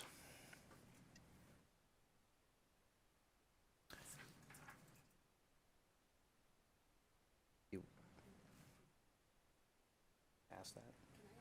Assemblymember Monroe Moreno. Thank you, Chair. Thank you, Mr. Hobbs, for the presentation. I have a question on your last slide. You had mentioned that with the 1 cent raise of property tax, some counties are already at their maximum. Does this slide include if it were all 17 counties? And then do you have any information with the 1 cent minus the counties that cannot raise that 1 cent and what that would be? Thank you for the question. Again, Guy Hobbs. These last couple of slides were meant to just give you an illustration of the impact that abatements have on the raising of a unit of property tax. And again, it's significant. If the abatements weren't in place, it would raise nearly twice as much revenue. And that was really one of the points. I added the point about the combined cap on ad valorem revenue that is statutory. When you take the state pieces of sales tax, combine them with those dedicated to schools, those dedicated to counties and other units of government, add them all together, they cannot exceed $3.66 per $100 of assessed valuation. And again, in 11 of our counties today, they are at that cap. I believe that since the cap is a legislatively imposed cap, if the legislature wanted to allow variances above the 366, that's well within the prerogative of the legislature to do so. It is interesting to me that the cap was first put into place in 1981 during something called the tax shift. That was the very first session I participated in the Nevada Legislature, which seems like, well, it is a long time ago. And at the time, the cap was $3.64. In the 44 years that have followed, that cap has only changed by 2 cents. And I think that's one of those things that needs to be reevaluated. Again, I understand the sensitivity of talking about these types of things, but even if a county school district wish to go out to a ballot question to increase an operating rate or issue bonds for a capital project, it would have to work around the abatements in order to be able to accomplish something like that. Just doing the property tax rate above 366 would not be allowed.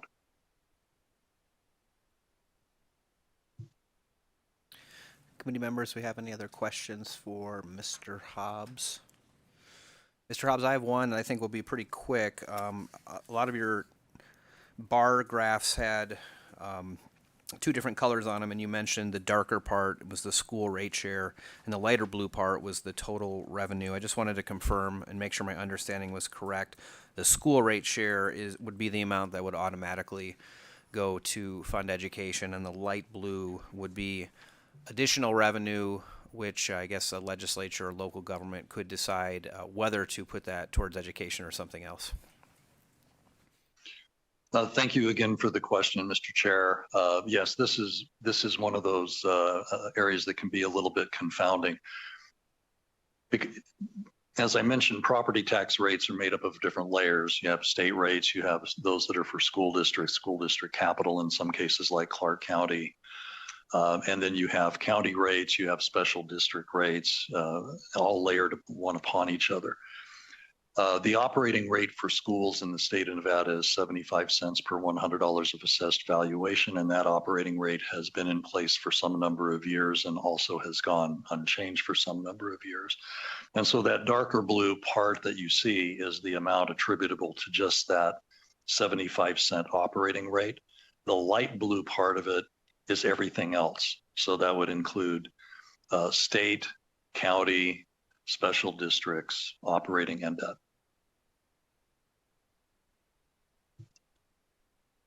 Thank you. Committee, any additional questions?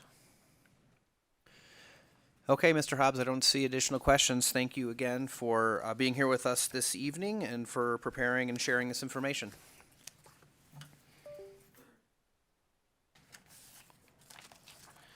With that, we will close agenda item number 3, and we will go next to agenda item number 4. That is a presentation from Washoe County School District representatives, and we have Joe Ernst, superintendent from the Washoe County School District, and I see you have brought backup as well. So thank you for your patience. Thank you for being here this evening, and when you are ready, please proceed.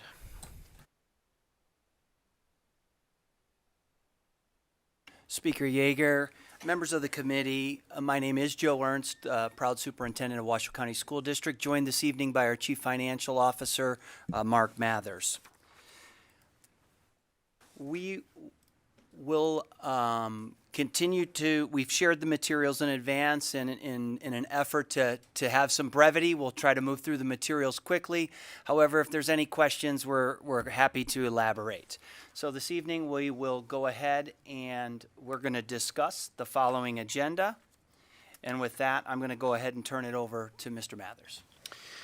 Thank you, Mark Mathers, Chief Financial Officer. For the record, again, the first item you requested was an update on how additional funding provided by the legislature this biennium was used.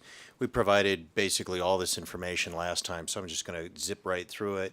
We received roughly $100 million of additional base per pupil funding last fiscal year, and on top of that, another $16 million this fiscal year. We chose to use the bulk of that discretionary funding after paying for non-discretionary items on employee compensation, but we did reserve $10 million of that additional money in our general fund for new programs and new positions, and combined with the $15 million of additional weighted funding, that went a long way to fortify and stabilize our system. And so this chart basically breaks out where we invested those additional monies, $25 million, between our 5 strategic plan goals. As you can see on the following charts, we really used an equity lens to focus investments at our highest need schools and for our English learners, and certainly early childhood as well. And even in the pre-K realm at the bottom of that chart, you can see use of weighted funding. So those would be oriented again towards our high needs areas. You know, the additional funding we received was incredibly timely as our ESSER funding ended, and so we kind of employed a crossover funding strategy to preserve many of the ESSER funded positions that we had added in the prior biennium. Again, major investments again in interventions, class size reductions, early childhood, and so forth.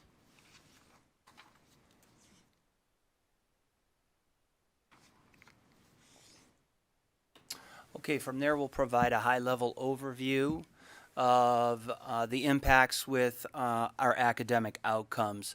The first slide really is a summary of improvements that have been made in the school district over the past school year. You can see there that we have demonstrated some positive growth in math and in reading, and you can also see there that we have had an increase in the overall number of 5-star schools. This slide really is a summary of what was presented in December. And so from there, we'll go on to the next slide. Really, the additional funds have been used to support our strategic plan. You can see the 5 goals there. With a strong start for every child, we've really focused on professional learning around the science of reading, particularly with our K-3 staff. And from that, you can see that there has been very encouraging progress made in regards to our iReady winter assessment. We tried to bring to you some of our more current data, and you can see that in iReady reading in the fall, you can see where those demonstrated levels of proficiencies were in reading and math, and then you can look at subcategories, areas that we've really focused on. The science of reading focuses very much so on phonics and phonological awareness, and you can see some tremendous growth that's been demonstrated from fall to winter in some key literacy areas. Our second goal really is all about student engagement. As we continue to focus on decreasing chronic absenteeism and providing our students opportunities beyond just the academic experience, we believe those will lead to increased engagement and therefore improved academic outcomes. At the top, you can see we've really made an investment in our extracurricular activities. And as the next slide shows, last year we had 105 total clubs. These are clubs that our students work with teacher advisors on to create. This year alone, we've had an additional 195 clubs. And really, this is to try to make sure that we are getting to every student that we have. And you can also see we've established data systems so that we can look back and track how this increased engagement is leading to academic achievement. As you continue forward, that's just a slice of some of these clubs that we're offering. You can see we've broke them into various buckets: academic, culture, social, hobby, vocation, technology, and really have been really encouraged by the progress that we have made during our first semester this school year. As we look at safety and belonging, a critical component of our strategic plan is really about working in partnership with our families. And to that end, we have done a great deal of our parent-teacher home visits. This is opportunities for our staff at the site level to visit in our parents' homes and talk to them about their child's hopes and dreams. And again, you can see when we look at taking resources and matching them to priorities, we can see that we're getting progress in each of those areas. Here, we've nearly doubled the number of schools that are participating in parent-teacher home visits, along with the amount of staff. All the way to the right on the slide, you can see that we really, when we talk about doing it in partnership with our families, we've had our first window of school choice, and from that slide you can see that 94.5% of our families received one of their top 2 choices to go to a different school that they're not zoned for, and over 1,000, nearly 90% of our families received their first choice. When you look at academic growth and achievement, a lot of our focus has really been around making sure that we are recruiting and retaining high-quality staff. And one of the things that we have done is we have taken the resources and really applied those to increase supports for our higher needs schools. We call those schools our comprehensive school collaborative. These are schools that folks would know as one star schools. What we've been able to do, you can see that we have 18 of those schools, elementary, middle, and you can see that we have made a concerted effort to provide additional professional support for the teaching staff at these schools. We've provided additional curriculum that is aligned with iReady instructional materials. And importantly, we have been able to provide an instructional coach at each of those schools, a long-term sub that serves in a variety of ways, working with small groups of students, and if there happened to be a vacancy, able to fill in and support the school. We think that if we can create greater stability at the schools, we are indeed seeing improvements at these schools. We have also provided kindergarten teacher assistance, so that focuses on our emphasis on early childhood, and also mental health professionals. So we've really made a concerted effort to focus on what we identify as our highest needs schools. What we can see early is at the Comprehensive Schools Collaborative, we're seeing increases in the outcomes at these schools compared to non-collaborative schools. So the next slide, what you can see there is our elementary schools.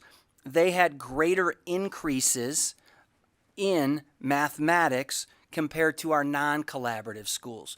The reason that we're trying to tease the data is certainly to see what type of return on investment we're getting with the ways that we're using these funds. And then you can also see our middle schools, an area that we are significantly trying to improve. You can see that our collaborative schools are lower performing schools when compared to our non-collaborative schools, have demonstrated in the first semester greater growth compared. And so again, when we're looking at risk and ways that this funding is used, this is some of the ways that our funding is being used. When we look at English language development, we certainly have identified that we want to make improvements with the academic outcomes for our multilingual students. To that end, some of these resources have included 35 additional language facilitators. You can see all the way down that 90% of our schools feel that this has been a beneficial resource.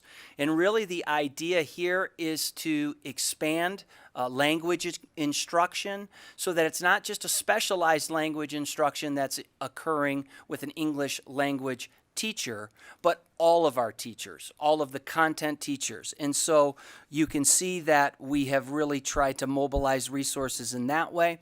And then again, when you look at comparisons on typical growth, what we've seen is when we compare our English language learners from one year to this year, that in both English reading and math, there have been slight improvements compared to the year prior. Here is really a focus on what I was beginning to say early, and that's around retaining high-quality staff. We've heard a number of public comments earlier today, and we're proud to say that when we started our school year, we were able to have a teacher in all but 10 of our classrooms. This was significant improvement with the prior year when we were well over 150 classrooms where we didn't have a teacher. The reason that I think this is an important slide is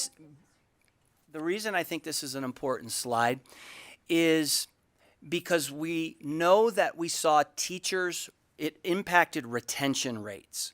And our retention rates are something well worth all attending to.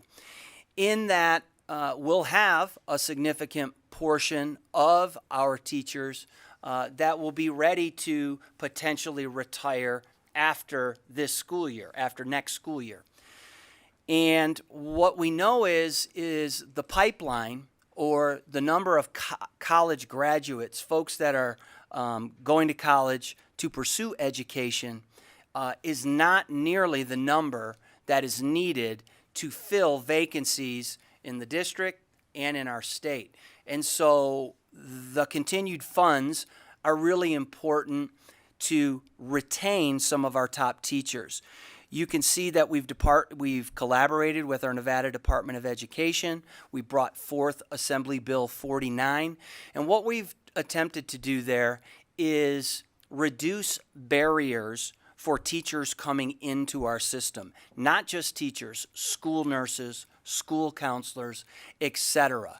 The more we can reduce those barriers and the more quickly we can get them into our system on provisional or probationary approaches, the better we can start the school year having a teacher in front of every one of our classrooms.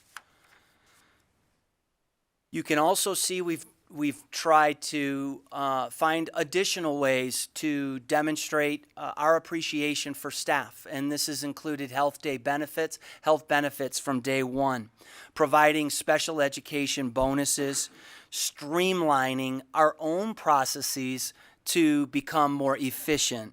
And then we know that there are ongoing challenges, and those include creating structured pathways to incentivize candidate pipelines, as I have mentioned. And our final goal is really about we're trying to serve all Washoe County School District students, down to our early childhood students and up to our high school students. Here we've really had a focus on increasing dual credit, advanced coursework, and our CTE programming, along with internships. And so this slide, what you can see here is we've really attempted to increase access for all of our students to be able to more readily pursue dual credit options in our schools. We know that this has a number of positive outcomes, particularly around if they continue to pursue a college education, being able to more quickly graduate and help with our overall workforce. Here you can see the number of CTE programs. They've expanded tremendously. We have great partnerships with local businesses. The final couple of academic slides to make sure that we are speaking to some of the requests that have come before us. If you look all the way over to the right, we've taken a look at our mid-year outcomes in ELA with our iReady assessment. You can see that our English learners compared to the prior year have demonstrated progress. While be it not as significant progress, we are happy to see progress being made with these investments. We see progress in special education. Title I, we also see progress. Sometimes we're working to distinguish between at-risk and Title I, but we are seeing improvements with our Title I students. And again, as I've illustrated earlier, our highest need schools have also demonstrated improvement compared to the prior year. When you look at mathematics, you can see similarly, we've seen the improvements with our English learners, special education, Title I, and highest need students. And so, again, what we are really making a commitment to do is look at the return on investment that we're getting from these resources, and then certainly being able to recognize the value that the resources are having for our students and for our families. I'll conclude with really some things that I think are to be proud of, and really that's nearly 50% of our high school students are graduating with advanced diplomas. I always think back to my own high school experience. I look at my daughter's experience.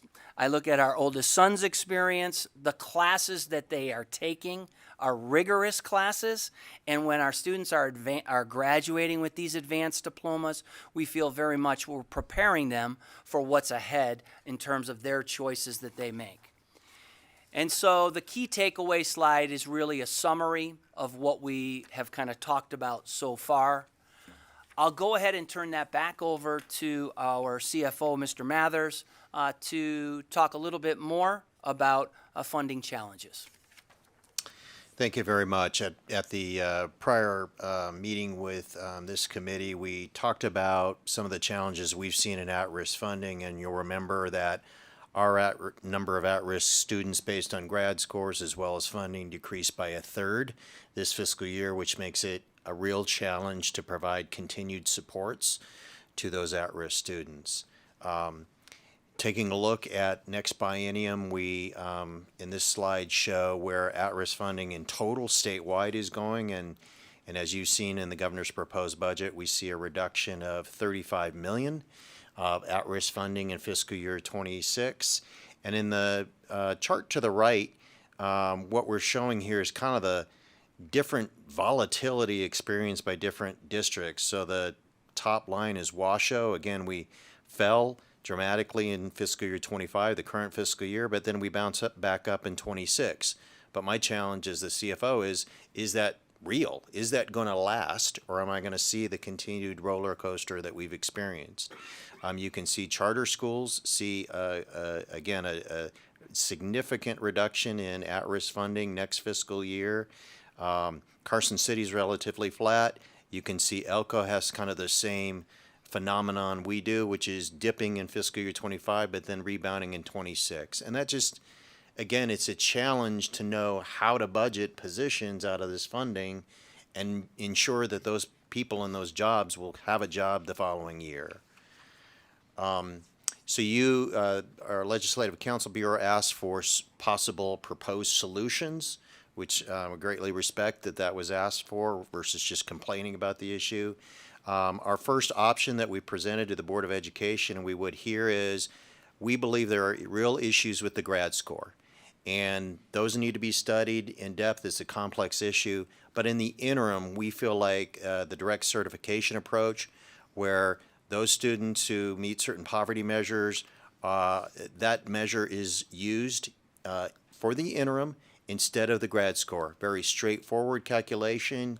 We can identify those students readily and provide those supports where they're needed that way. And so that's one proposed solution or option.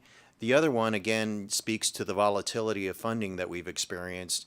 And among a number of school districts, we talked about simplifying the allocation of funding and allocating the at-risk funding to the bottom quintile, or 20% of students in every district. And then we would use the grad score or direct cert method or whatever method is enacted in law to provide those supports. So we just level out the funding year over year. We all believe that 20% is probably a conservative number in terms of measuring how many at-risk students we have, but that would stabilize that funding until we have an opportunity, for the Commission on School Funding to look at this more closely and come up with probably a more sophisticated solution. But we need to do something now because it just doesn't work for most school districts currently. In terms of base per pupil funding, again, we've talked, I think, previously and here today, how impactful, you heard that from the public comments, how impactful that additional funding was to bring up compensation for our teachers and other employees. And we just worry at Washoe, we get a $0 increase in base per pupil funding. And will we fall behind, against salaries offered in other industries and other professions in Washoe with that $0 increase in our base per pupil funding? I should go back and we've kind of buried the lead here, but you've heard in public comment that Washoe started the budget process for fiscal year 26 with a $9.7 million deficit, and that's a real number. And we work hard to try to keep away cuts from the school sites, but with a number that large, it's going to be a real challenge to keep away any reductions from our schools. So I wanted to confirm that number and reinforce that's a real issue for us. That's a real world reality we face coming into fiscal year 26. Just a last point about SB 231 funding. We thought this was a tremendous idea proposed by the legislature and passed into law in the current biennium. Our concern is we see it's institutionalized going forward, and that's great and wonderful, but it's not indexed. So we would get the same amount of money in years 3 and 4 of this 4-year period. And so that SB 231 funding will be a smaller portion of employees' compensation going forward. If we could index that funding for inflation or some other measure, then employees would keep pace and that SB 231 funding could be sustained, at least for Washoe, at the 4% COLA equivalent that it is today. If it's not indexed, it'll fall, for example, to 3.5% approximately of total compensation by the end of next biennium. So we wanted to point that out as an issue. We just hate to lose ground for something that was just enacted this biennium that was so impactful.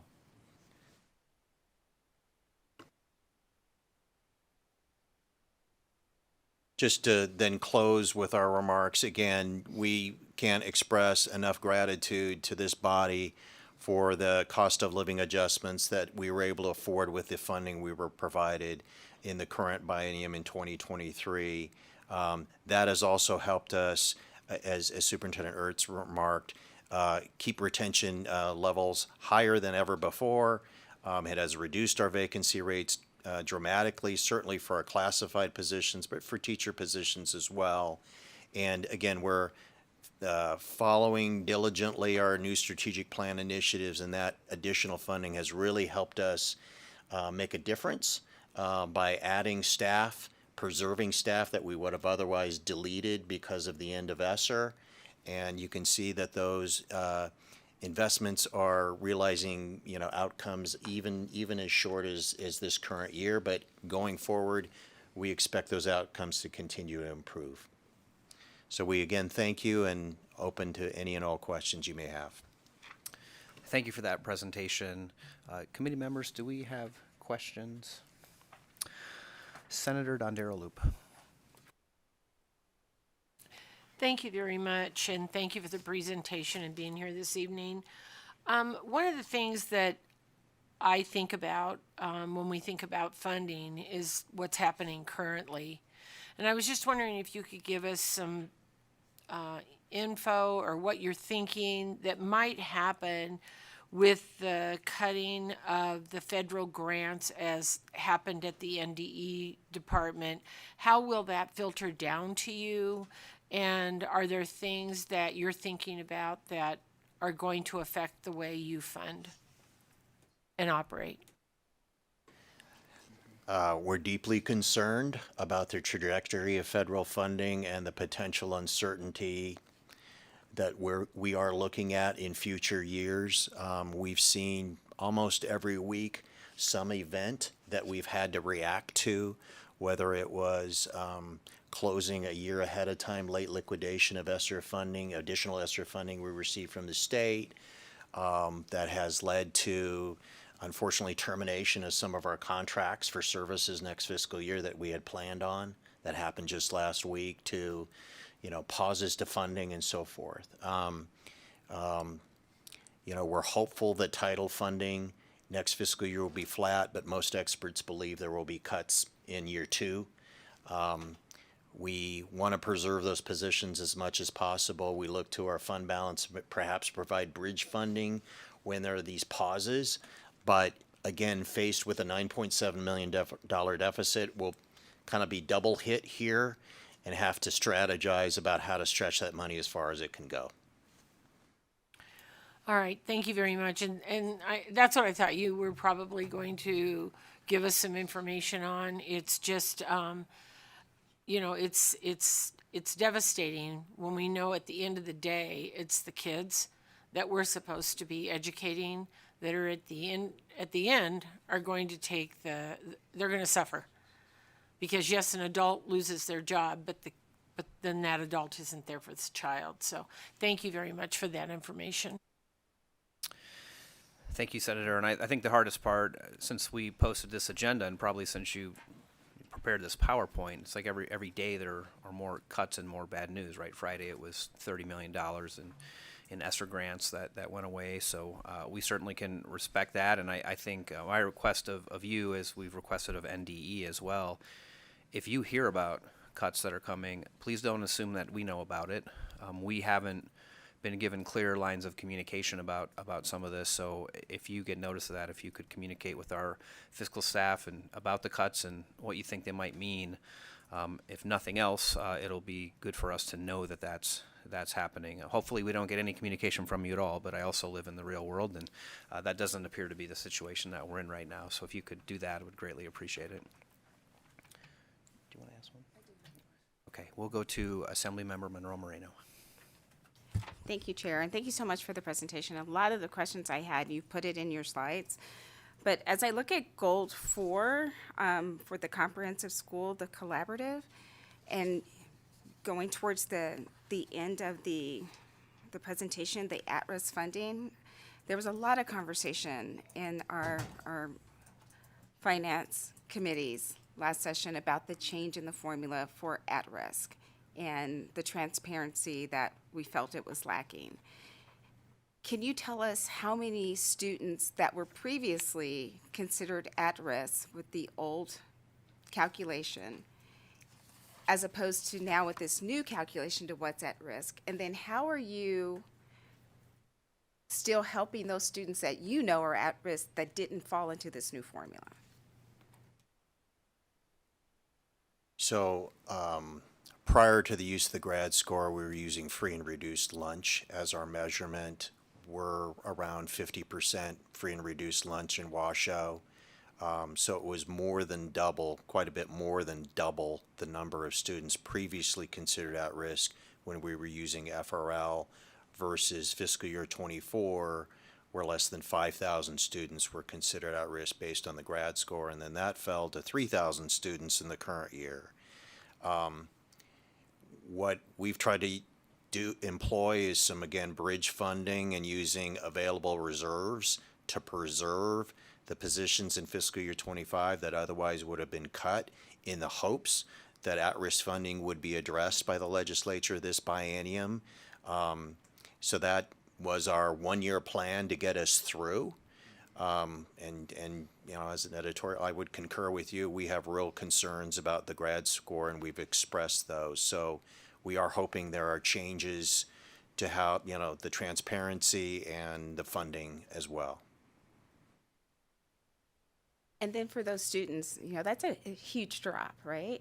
So if the dollars aren't there, the programming can't be there, what's happening, like, be honest, what's happening with those students that we're missing? You know, certainly with, and thank you very much for the question, certainly with the decrease in funding, that, as Senator Dondero Loop indicated, ultimately gets to our students. And we look to try to look for grant funding. We try to supplement with title funding, but there does become less resources available for our most in-need students. With the collaborative, what we have tried to do is really use our resources to target in meaningful ways. Beyond that, we have other at-risk students throughout the district, and certainly when you have challenges with the class sizes or you have challenges in those regards, it really comes down to the Tier 1 instruction that our students are receiving and trying to make sure that we're doing our best with that. But as far as some of those remediations and those abilities to do smaller group interventions, those become lessened in the absence of resources. Well, thank you for what you are doing. And we appreciate it, and thank you, Chair, for allowing me the question. We'll go next to Senator Cannizzaro. Thank you, Mr. Chair. I guess I wanted to just clarify for all of us, so I know you touched on it, but I wanted to make sure we had that for the, I think it's 9 million and or so deficit. Where is that coming from largely? Well, our Board of Trustees took actions to reduce it to 6.5. We've done some cost shifts to our capital funds, largely to reduce it by 3 million, but now the really hard decisions and issues will have to come forward to our board. We are, you know, we try to base our analysis again on return on investment and, you know, where we see the best outcomes versus weaker outcomes, but it's incredibly painful. I mean, it is cutting to the bone, and you know, we're going to be hurting. And again, we try to keep those cuts away from the school sites and the students, but I can't say that that won't happen inevitably unless we get greater funding, from the state.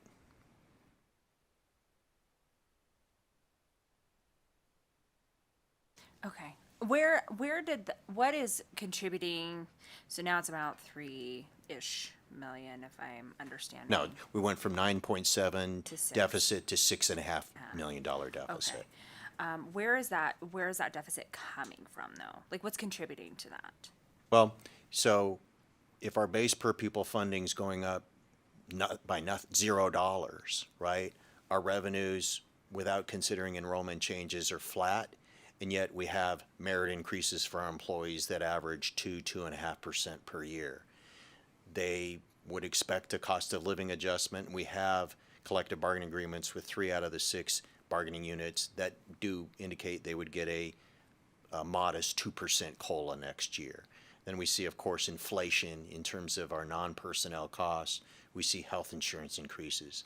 So if revenues are flat because the base per pupil funding stays the same, right? We've got costs that go up, and that causes that deficit. So this is for the next biennium that you're talking about? Yes, I'm sorry. Yes, Okay. it's fiscal year 26. We have a balanced budget in fiscal year 25. Okay. Again, thanks to the additional funding provided. I think I needed some clarification on that piece of it, because the way some of it was being talked about, it felt like it was maybe this fiscal year, and I wasn't I'm certain sorry. where that was coming from. But that's helpful, and I think clarifies, and I think we all have obviously been having a lot of those discussions just in the course of education funding and generally. I wanted to go back just a moment because I know, oh gosh, I feel like we're talking about a lot of really tough things, right? Just sort of flat revenues or declining revenues, challenges with federal funding, challenges with some of the at-risk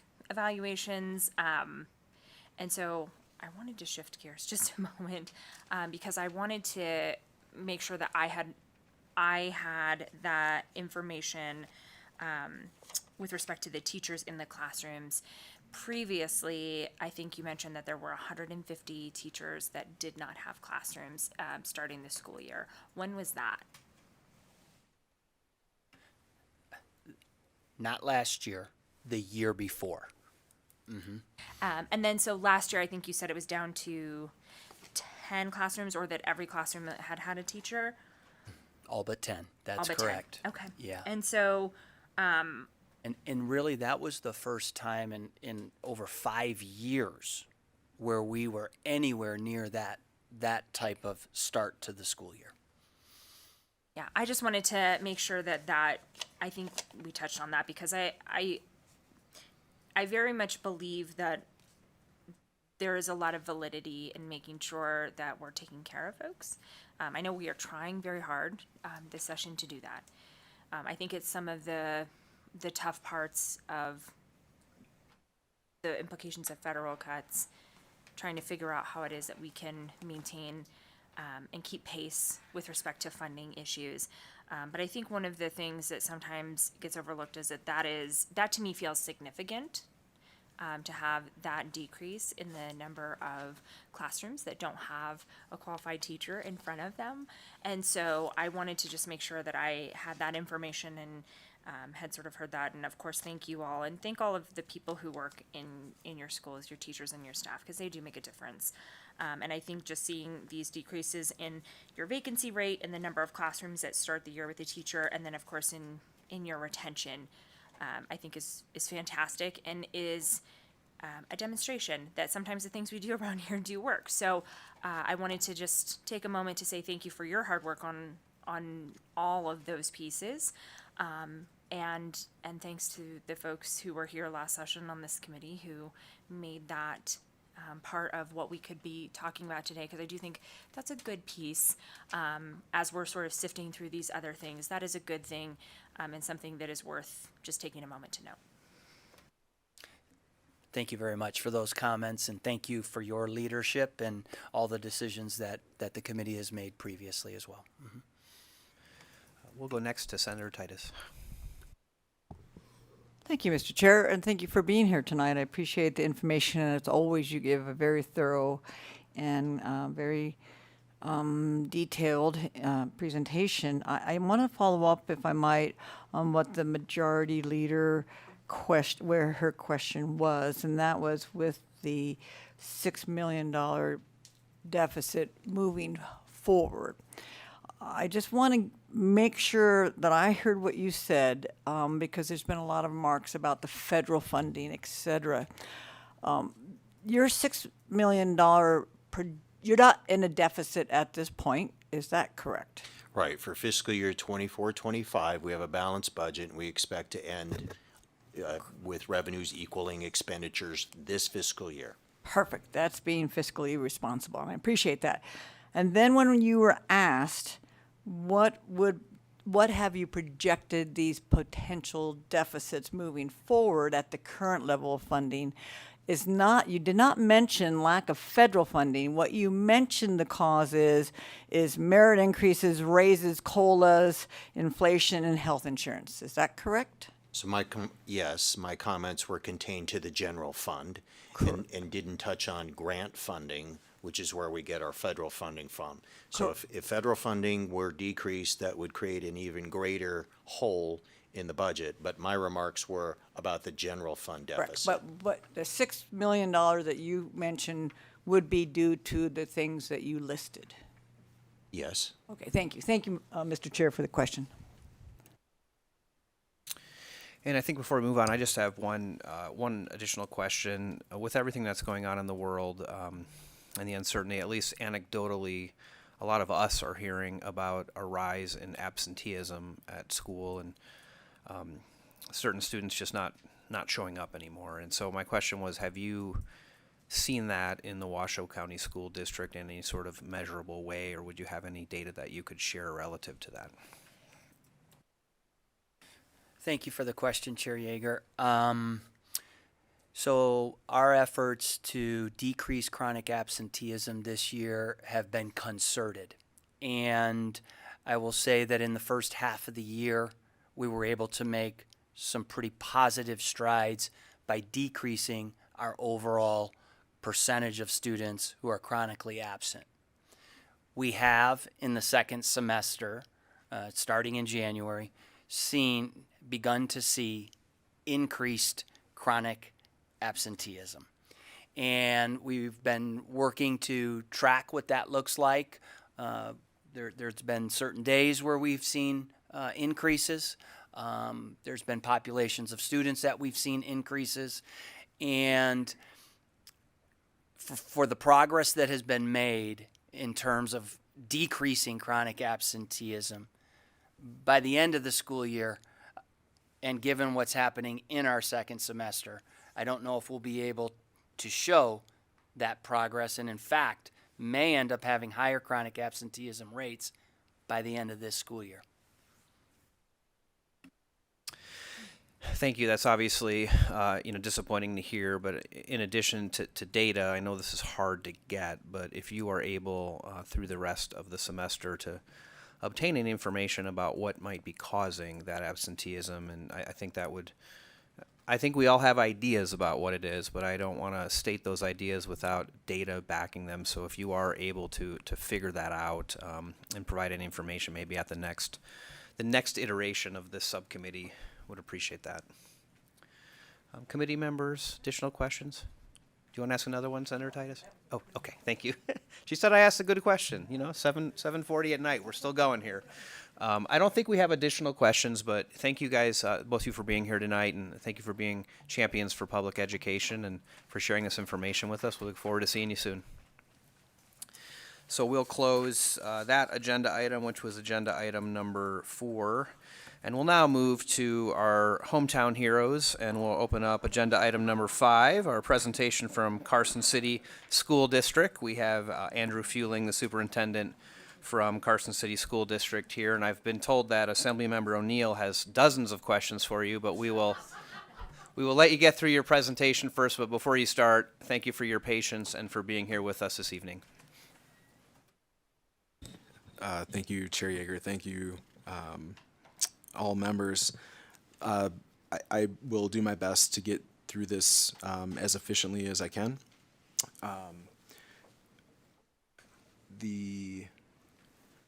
My commitment to you is, if you have any questions, if I go over things too quickly, I will make the 1 mile walk from my office to yours to make sure that I answer your questions.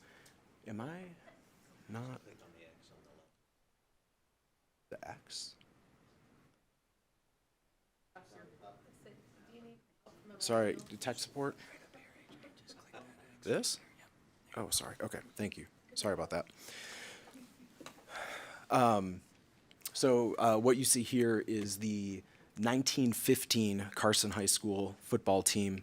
A much tougher time in developing our youth. I think they would give Bishop Gorman a run for their money based on some of this.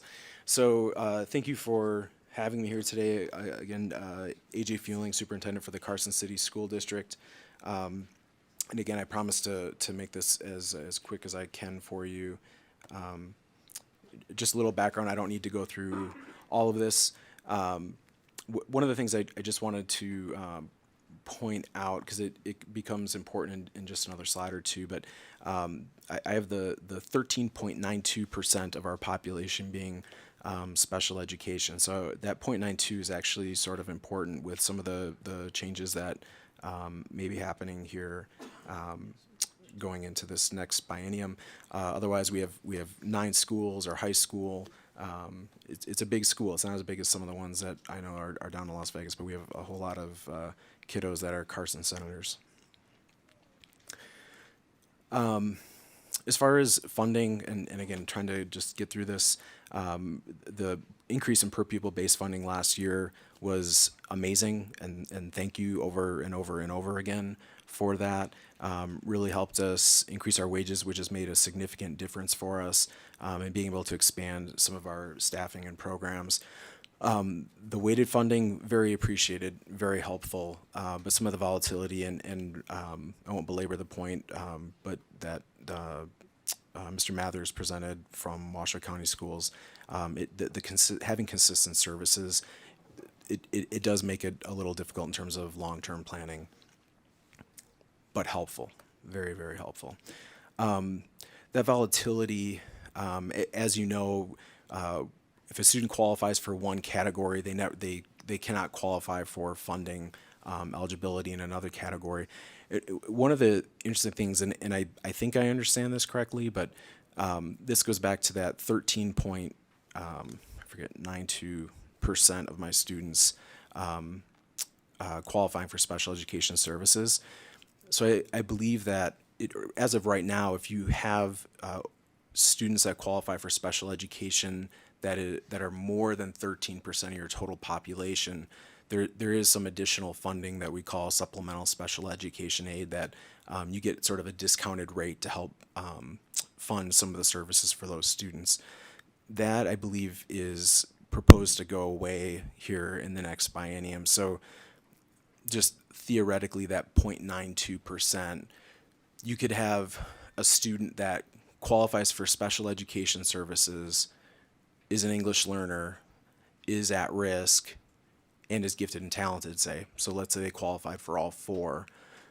Potentially, you would receive no additional funding for them at all. Because if they are special education, but they're over that 13%, there would be no special education funding.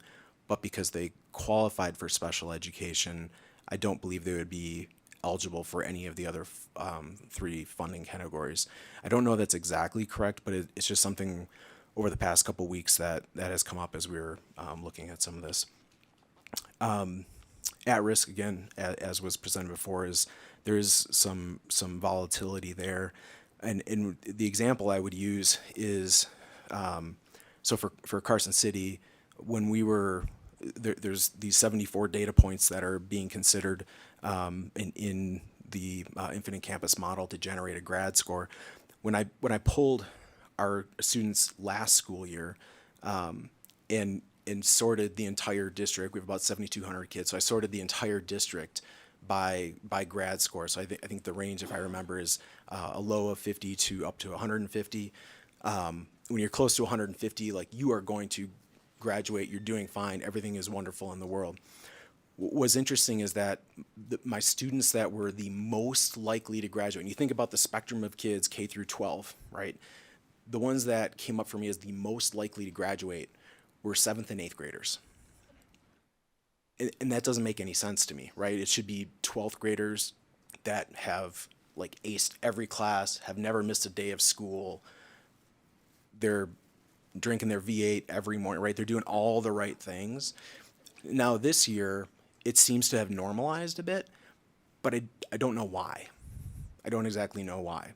And so I think there's just some inconsistencies in different capacities maybe to enter some of that data and enter it in various ways. And I don't exactly know the change that has happened, but that is something that stood out to me last year. I'll skip that. Thank you again for the funding last year. Just getting into where we are in Carson City School District, we clearly have a way to go in living this post-COVID world.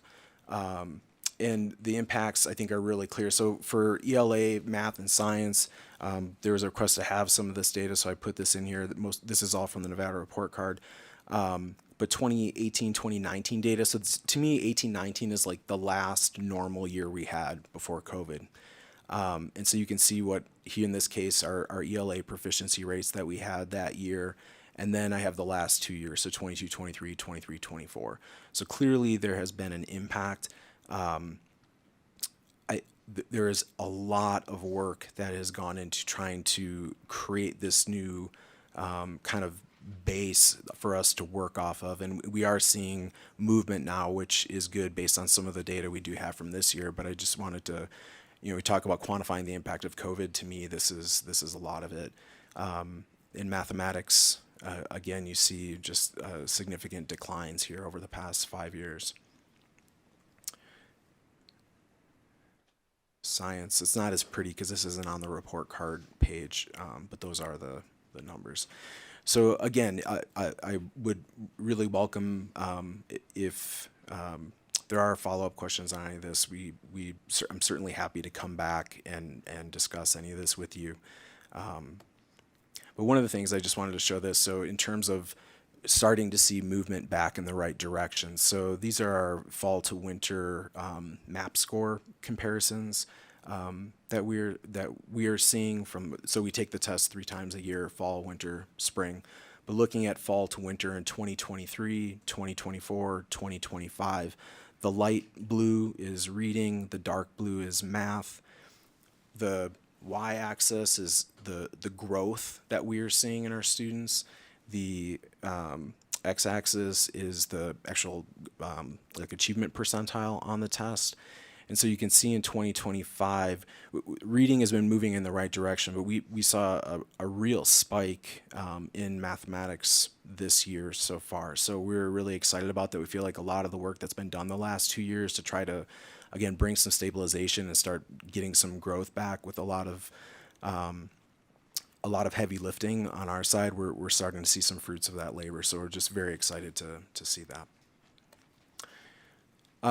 As far as using our EL funding, we really try to have as much of our staff as possible have English learner endorsements so that it's just kind of a common part of what we do. Carson City is we have currently about 1,000 English learners. We have another 1,000 kids that were English learners. So across our district, this is just something that we have done for a long time, and we continue to try to grow that. But otherwise, just trying to expand our services as much as possible to our EL kiddos as we can across the district. For at-risk, we've put in interventionist positions at all of our school that ultimately the principal can kind of determine the greater needs of academic or behavioral support. Intervention paraprofessionals, 2 at each of our elementary schools. Generally, those are more academic focused, but the principal makes those judgments. And holistically, this multi-tiered systems of support, you've probably heard MTSS thrown around quite a bit over time. It's just kind of this holistic model for us of how we offer supports and interventions for our kids that need them. I'll just skip that. So with the additional funding priorities, we're certainly improving student outcomes, and really a lot of that comes back to staff. Significant wage increases happened. We're able to overall reduce class sizes a bit and stop having as many of our teachers sell their prep period to cover another class. So they actually have their prep period to try to get work done that they otherwise would during their prep period, so it's not as much stress on them. A lot of student safety and behavior supports.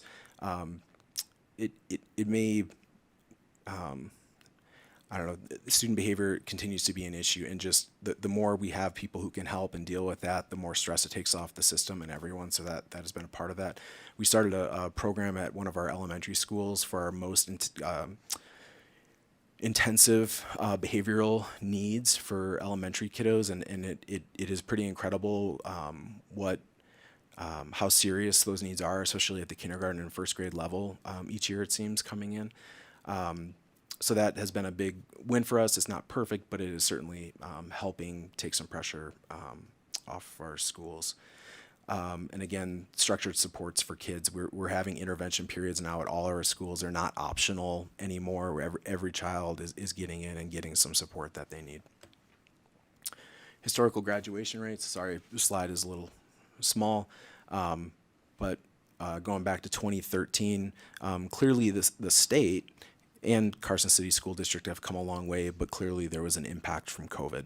And so starting to try to have a rebound from that and get that back on track. I apologize, I had to piece this picture together. So it kind of looks like a kindergartner cut this apart and put it together. But it gives you, again, 18-19 to me is kind of the last normal year. So for each of our schools, this is what their chronic absenteeism rate was in the 18-19 school year. And then and then going through the years that follow, for 24-25, we look at it like to try to prorate it in terms of the number of days missed. Like, so we're 100 days into the school year. How many days have students missed? And if it's equivalent to missing 18 days or 10% of the school year, if they've missed 10% of 100 days, then they're chronically absent kind of at that point in time. And so we've seen improvement in general. We're not quite to 18-19 numbers. The goal we have had is to get back to 18-19 numbers. And we're close in some circumstances, but a question came up before about noticing a certain impact given some of the things happening at the federal level. Empire Elementary School, which is the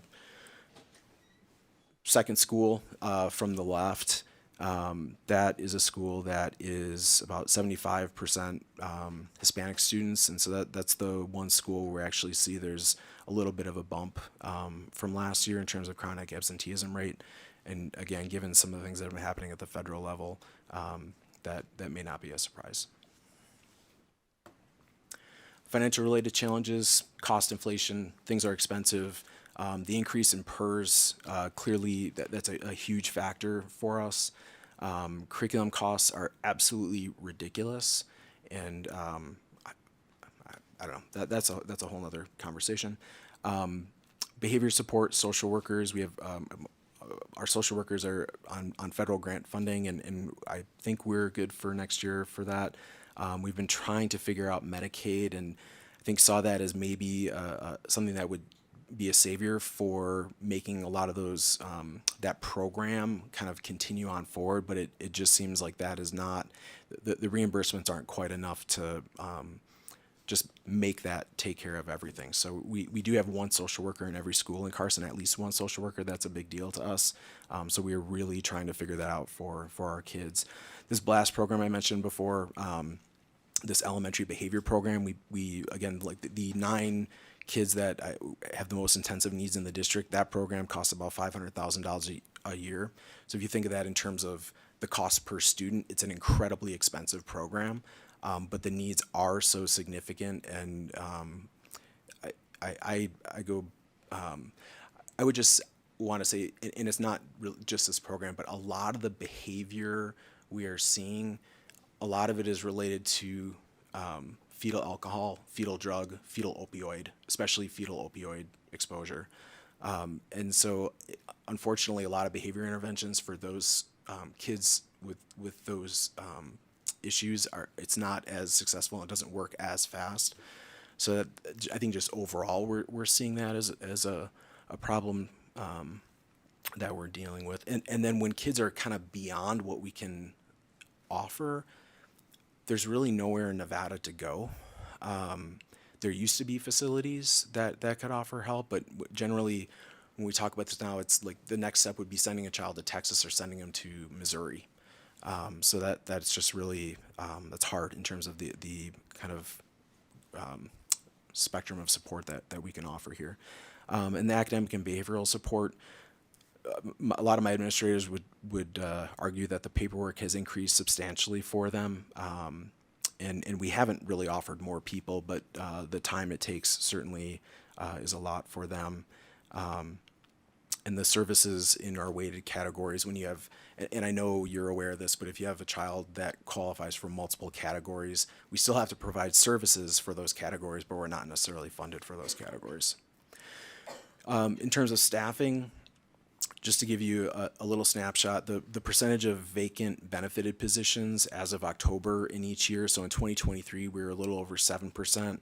We were down this October to about 2.7%. So significant impact from the last biennium. Vacant positions, something that we track, vacant positions with 3 qualified applicants from 82% in 23 to 86.5% last year. We're still waiting for this year to end, but we believe that number is even higher. We've had some positions where the number of applicants, I've never seen anything like it. We had an administrative assistant position at Carson High School where we had 39 qualified applicants. I have never heard of that in all the years I've been in education. For an assistant principal position, we had 26 applicants. Some of our teaching positions were getting over 20 applicants. So it definitely has improved, and so I would expect that number to increase. Science, math, special education are still rough trying to find people. One of the things actually related to that too, if you go back to 1970, education was the #1 major in America. It was something like 16% of all college majors were education. It is now half of that 50 years later. So that clearly is an impact. Retained employees year to year, not including retirement or relocation, because we can't really control that. That percentage has been increasing, and we're waiting to see how this year ends to see where that goes. Did SB 231 have an impact? 100%, absolutely. It was amazing. Thank you so much. Do it over and over and over again. But I will say that the student behavior issues, and we are working so hard to put systems in place to try to support kids, but it's still, for some of our staff, it is a lot to deal with. With that, I will be done.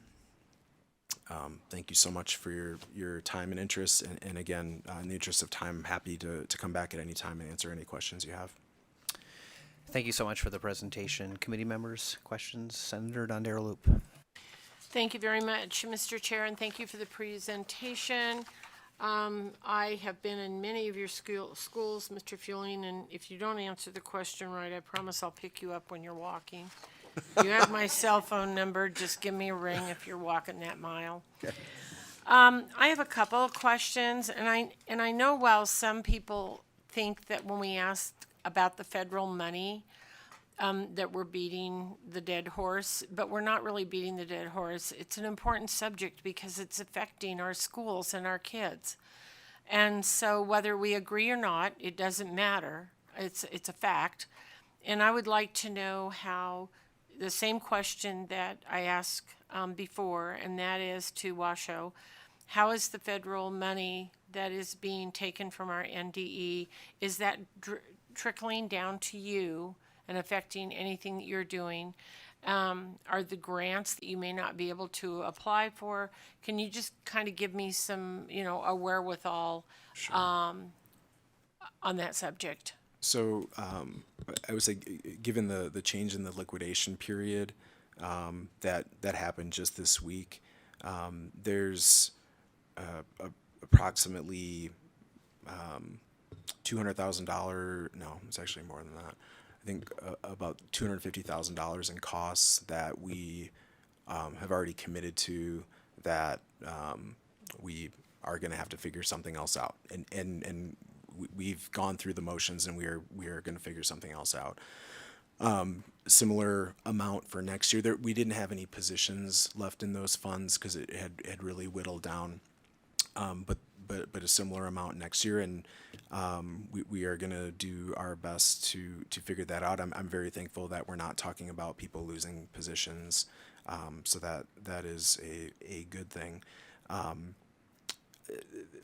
Still some concern just overall. I think the level of uncertainty is something to behold with this, and I think the stock market oscillations over the past week really kind of show some of that. It's just really interesting times, and trying to, I talk about, I don't like the idea of like buying the next shiny thing, right? We're going to improve everything because we're going to get the next shiny thing. It's about having stability and building systems and improving your people and having that consistency for them.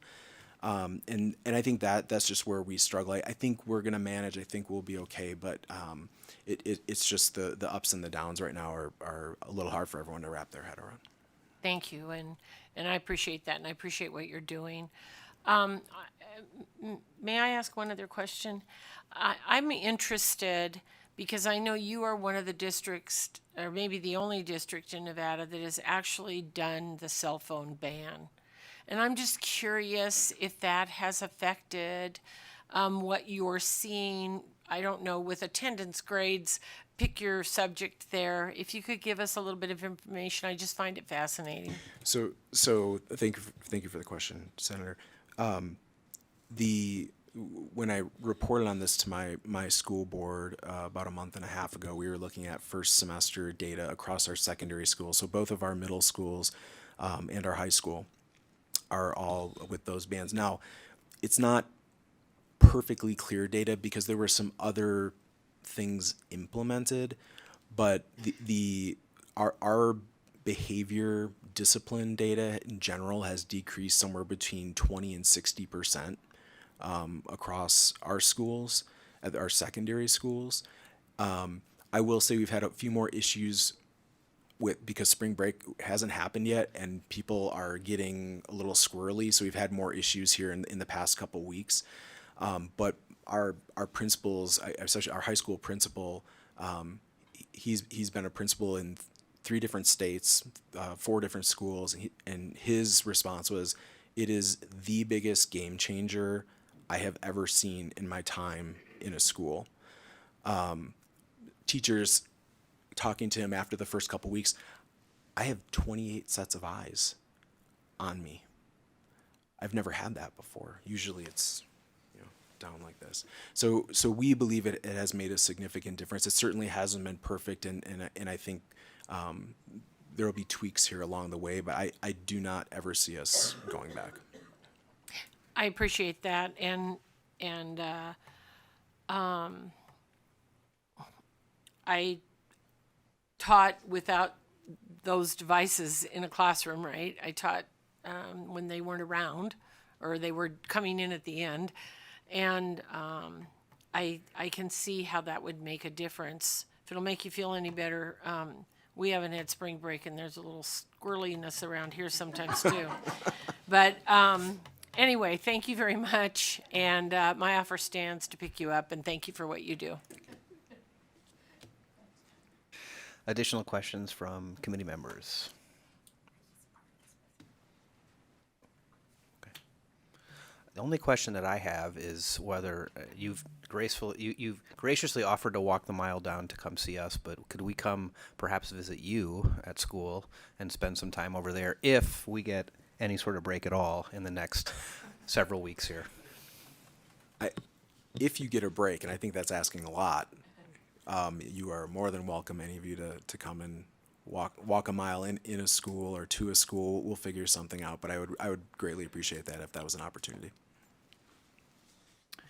Any additional questions? Assembly Member O'Neill, anything? You've asked all your questions previously, I can see. Okay.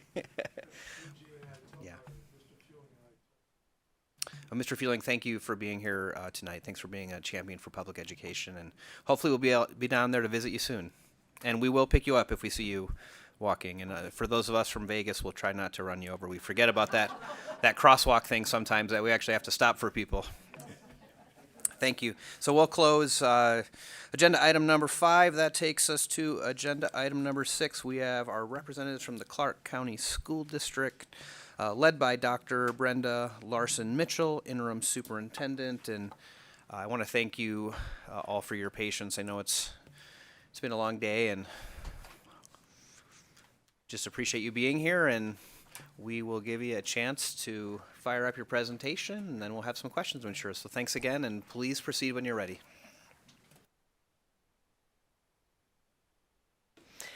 Chair, members of the committee, Brenda Larson Mitchell, interim superintendent for the Clark County School District.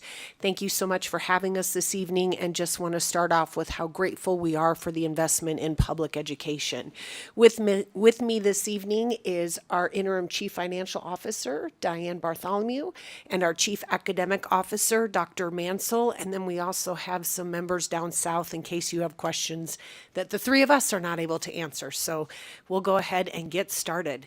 So our topics this evening include the utilization and impact of the biennial increase in funding, where we are currently with our SB 231 investment. We have some great recruitment, retention, and vacancy data to share with you, as we know that SB 231 is making a difference. Also, where we currently are with our school carry forward funds, and then financial related challenges and recommendations.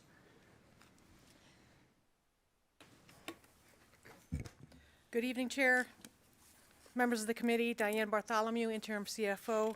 For the record, the Clark County School District's share of the legislature's increase in education funding for the 2023-2025 biennium was approximately $1.5 billion. The majority of the increased funding allowed us to provide for our staff an increased salary and benefits.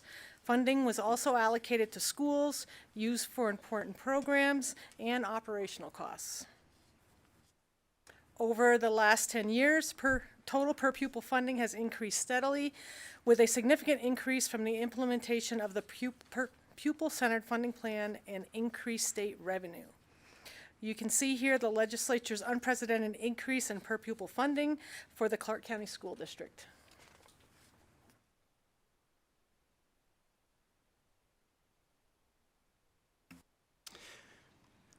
Good evening, members of the committee. For the record, Dustin Mansell.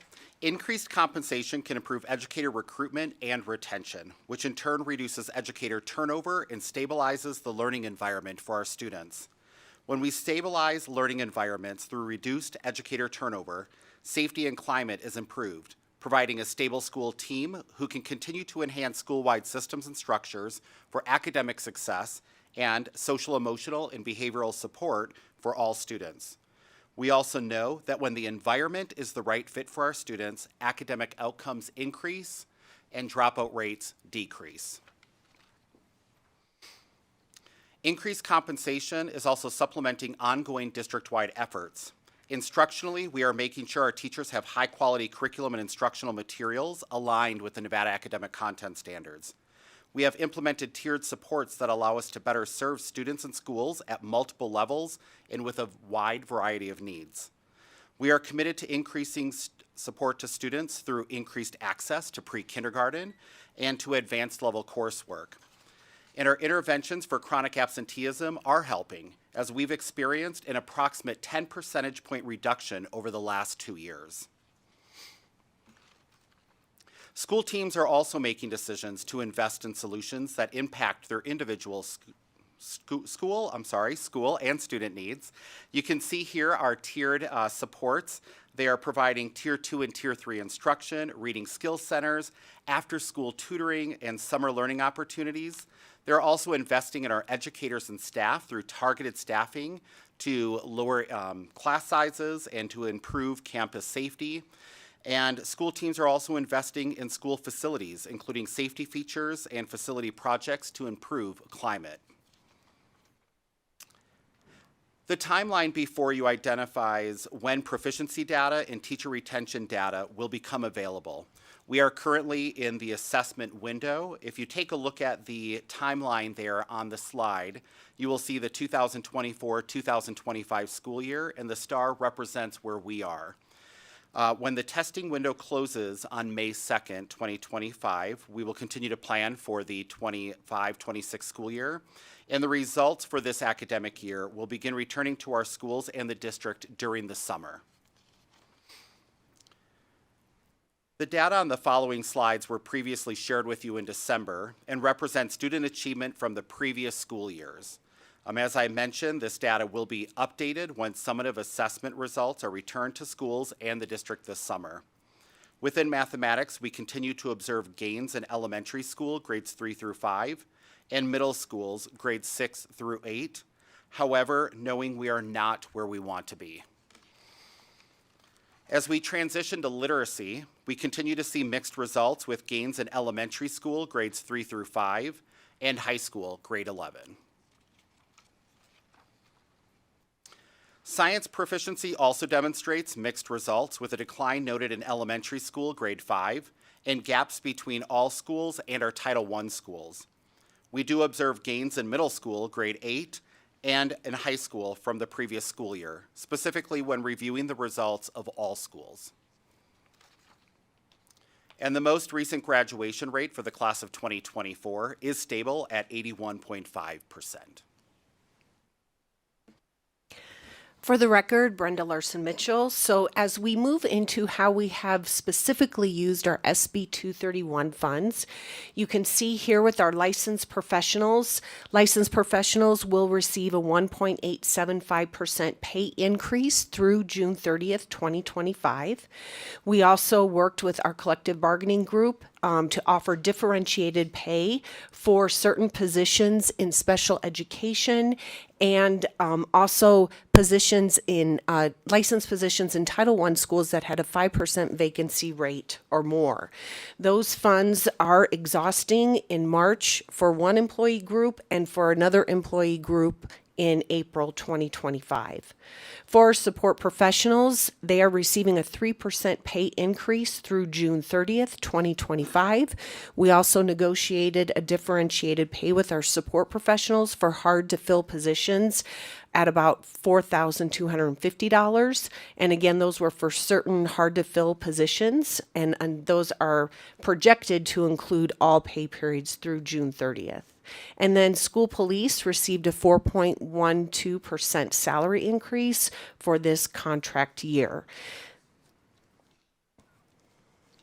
When we look at the impact of SB 231, other pay raises for our very much deserving employees, we can see here when we presented in December of 2024, at that point in time, we had hired 2,172 licensed professionals for this school year. As of now, we have hired 2,703 new licensed professionals this school year.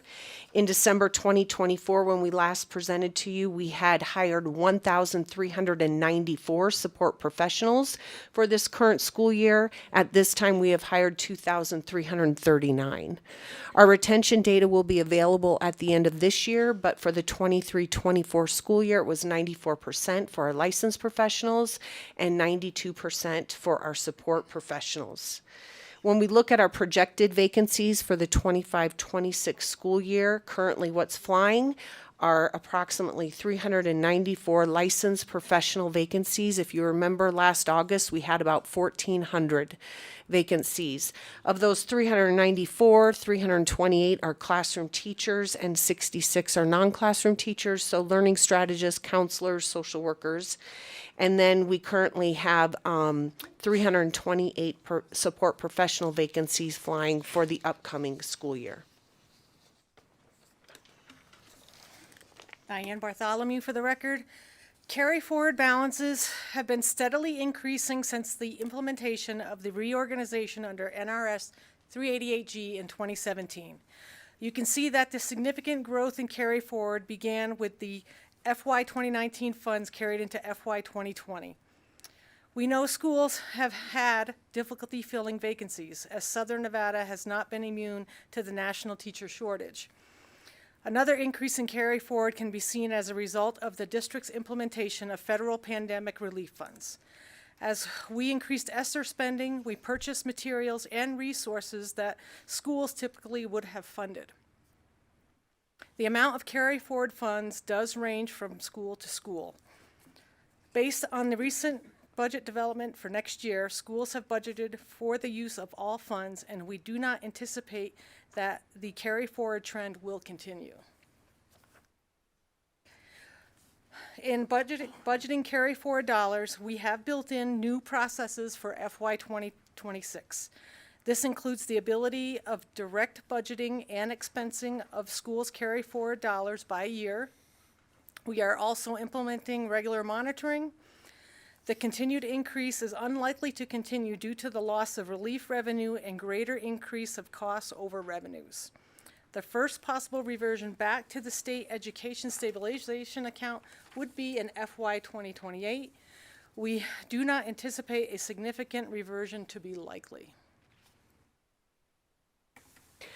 For the record, Brenda Larson Mitchell. When we look at anticipated financial related challenges and recommendations, as we've discussed here this evening, we are concerned about the expiring relief dollars, the uncertainty at the federal level with funding, and the revenue sustainability.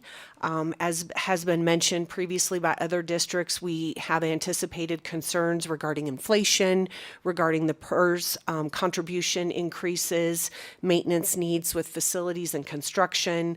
Of course, we know that the curriculum and instructional materials and the mental health and wraparound services are critically important to our student success. Looking at recommendations, we hope that we want to continue prioritizing legislation that supports public pre-K through 12 education. Also working collaboratively with the Commission on School Funding recommendations, and then continuing to work together to prioritize and solve these educational funding challenges. So with that, we will wrap up and happy to take any questions that you may have. Well, thank you so much for going through that so quickly. Before I turn it over, I did just want to follow up on the budgeting carry forward dollars, slide number 16, which I'll acknowledge might be, I don't know, this chart is something. We'll say that. There's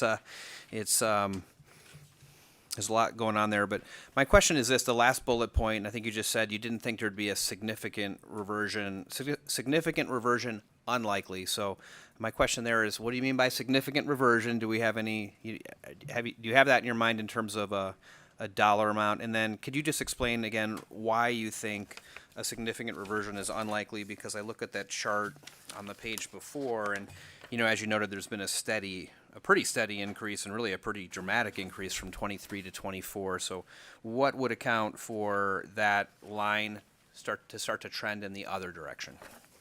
For the record, Brenda Larson Mitchell, when you look at the projected vacancies that we have for the upcoming school year, you can see that there aren't as many vacancies flying as have been in previous years, so don't anticipate as much attrition dollars. And I also think that, the Clark County School District received approximately $777 million in COVID relief dollars, and so at the time we have been purchasing a lot of curricular materials and mental health and wraparound services for schools, and with that money expiring, schools will have to start spending their resources on some of those things. Senator Dondero Loop, would you like to ask a question? Thank you very much, Speaker. And thank you for being here. I know it's been a long day and long evening. I'm going to ask you the same question, and that's about the federal dollars. And because they affect every district differently, and we've had Washoe up here who has, I'm going to say 65,000 kids. We've had, Mr. Fueling who can walk a mile, and then we've got the huge monstrosity of Clark County School District, the CCSD, Mr. Fueling. So I was just wondering if you could give us a little bit about how you're being affected by those federal dollars not being there at the NDE level, and how that may have affected you because of the federal grants or whatever you were working with on those things. And so go with that, and then I've got another question. Thank you, Mr. Speaker. Thank you for the question. For the record, Brenda Larson Mitchell. With the COVID relief ESSER dollars, we have spent every penny. We were not impacted by any of those cuts. Of course, we work very collaboratively with NDE, so very concerned about the federal funding there. We have shifted to free up some of our general funds to our title funds. So, for example, Hazel Health and some of our wraparound mental health services, we have shifted from general funds to our Title IV funds. So we're watching that because we know that those are resources that our students definitely need. And when we look at our federal dollars, we fund staff. We use that for our curricular support to our schools with staff, and we also advanced placement exams we pay for out of Title IV, dual enrollment. A lot of that is direct support to kids. So we are very concerned, and every day it is something new. And I appreciate that. Sorry you're having to deal with that. I don't think sometimes all of us and the general public realizes that it could be something as simple as the Title IV dollars are paying for those tests. We think of bigger things, or we think of, whatever it is, but it could be something just as simple as that for our students. The other question I have, Mr. Speaker, is when you were talking about the carry-over dollars on the busy slide, as I'll call it, slide 16, and I'm going to have to study this a little bit, but how exactly do you monitor that? Because I know it's got to be a big job, first of all. So thank you, Ms. Bartholomew, because you're probably knee-deep in that. So can you just tell us a little bit about that? Yes, it's a good thing I'm fairly tall. So yes, we've built it into the school budgeting tool, we call it, into Hyperion, for the buckets for each of the sources. So there's general, and then the weighted funds also have carry forward. So that's a bucket within themselves. And then, so schools were allowed to budget for those dollars. And then when we load it into the financial system, into our SAP, those dollars are all put into a different area for them so that we can track the expensing of those dollars as well. So we're tracking the budgeting, and then we're tracking the expense side as well. So, okay. And do you think they'll go down or up in this next bit, or do you think they're going to stay the same with what you're I don't want to say monitoring, changing, I guess? No, I get it. As the interim superintendent was mentioning, with the way that less vacancies, less ESSER, they're spending their own resources, we do anticipate that the carry forward funding will be spent down, right, due to those factors. Okay, thank you. I was just trying to kind of figure out how that was going to happen, and how that would be monitored. So that sort of helps me, and I know where you are if I have more questions. So thank you very much. Thank you, Speaker. You're welcome. Senator Titus. Thank you, Mr. Speaker, and thank you all for being here. I definitely appreciate it. I also appreciate your handout and referring to that. I just have to ask a question. On page 4 of your handout, it's historic education funding increase, and we have almost doubled your funding from 2016 to 2025. But yet then you presented outcome data on page 10 and 11. And what I'm seeing is that despite almost doubling your per pupil revenues, your outcomes have gotten worse. And I just would need some if you don't have it tonight, really we need some, I need at least some explanation of what you think that is. Not throwing away COVID. We know that's an outlier and students were lost. Devastating to education. However, in 2020 in 2021, your outcomes were better than what I'm seeing now on most of these sheets. And so I have grave concerns over the accountability of those funds that we gave you, but yet we're not seeing any improvement in outcomes.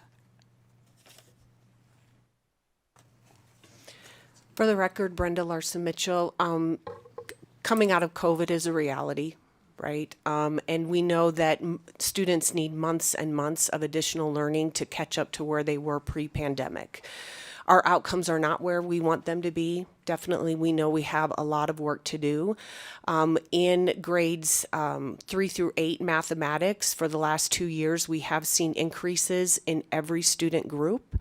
And I would attribute that to the instructional systems and structures that we have built, the hard work of our administrators and the hard work of our licensed and support professionals. We have built very strong systems and structures with multi-tiered system of supports where we provide instruction aligned to the content standards in Tier 1, and then based on data, if students need additional assistance, they receive additional time and support from their teachers in Tier 2 or Tier 3. And I would say that math is the content area where we have had, for the longest time, curricular materials that are aligned to the standards, which is research-based. It is going to take time. So I appreciate the question, Senator Titus, and nobody understands that sense of urgency more than we do, and we are working diligently to improve that. Thank you for that, and I appreciate it. I have 11 grandkids spread out throughout the state, 3 of which are in Clark County, and I just want to make sure they're getting the best education that they can. I was wondering if at some point, based on the same graphs that you've presented tonight, and you just go back to the earliest one is the 2020 to 2021 graph, but yet you made a mistake and gave me all the way back to 2016. It would be, if you could, at some point, obviously it's late, not tonight, show the same kind of type of graphs back to that 2016. For the record, Brenda Larson Mitchell, we will make that happen. Thank you. Thank you. Mr. Speaker. We're going to go next to Assemblymember Monroe Moreno. Thank you, Mr. Chair. I have 2 questions. One I asked earlier to Washoe. The other one's pulling the Band-Aid off, right? So with the changing in the method of funding for at-risk students, I didn't see it in your PowerPoint. Could you tell us how that has affected CCSD, how many children that were previously listed as at risk that are not currently, and then how are we providing services, those needed services for those students that we know really are at risk, but they fall through this new methodology? That would be my first question. For the record, Brenda Larson Mitchell, if I may refer to Mr. Manzi in the South, I would greatly appreciate it.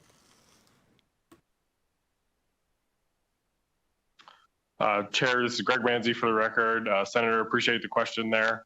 As we look at our historical funding and the way that per pupil-based funding works with the risk factor being weighted at the last piece, we saw previously about 176,000 students being funded through there with that per pupil. And then we also most recently see about 32,000 students with the change to the grad score. Assembly member, if you may. Dustin Mansell for the record, and I can address the second half there of how we're addressing our students who may not qualify under one category. All elementary schools have implemented an acceleration block within their master schedule. That is one way that we are ensuring that all students are being formatively assessed to identify their needs, and then student intervention plans are being implemented. At the secondary level, we have a principal workforce or task force that has been meeting with us routinely at the middle school and high school level, and they are looking at how they can double block classes like English and math to ensure students that are not proficient in English are enrolled in like an English 8, and then also a double blocked English class to support their instruction. That same practice of intervention plans are rolling out at the middle school level. We continue to work with high schools also who are looking at various ways to support the students with either before and after school tutoring programs. And as I had also mentioned, our summer academies will be starting up soon. That's a significant drop from 106 to 32. That has to be a significant drop to the budgets at the school levels that those principals have funds to actually service those students that need it, right? When I think of an at-risk student, I think of the kid that, yes, is having trouble reading with math or whatever, but also the kid that's homeless, that's living in this car and doesn't know where breakfast is coming from, doesn't have a roof over their head. But the kid that does have maybe a behavioral health care issue that he or his parents or her parents are dealing with, all those things, for me, when I think of an at-risk student, plays into that. How are our principals and teachers also dealing with those issues in the classroom that when I went to school, which was just a few years ago, my teachers didn't have to deal with what they're dealing with now? How are we compensating for that lost funding? Creatively. We also have a team of principals who have joined the Elementary School Support Model Collaborative. It is about 70 elementary schools where they have built shared spaces to support students with social, emotional, and behavioral supports. They are looking at how teams can work together. We know that they may not all have a social worker or they may not all have a counselor, but they have teachers who can build relationships with students, whether that is the PE teacher or the librarian or maybe a previous teacher in kindergarten. The same model is being lifted at the middle school level. We now have a team of about 14 schools that are implementing this year, and they are going to start mapping out what that could look like at the secondary level so we can continue to expand that next year. And when the Washoe County was at the table, they had some options of what they felt would be solutions to help with this. It's not in your document, but could you get that to us, what you think would be options to help CCSD in that area? I would be very much interested in that.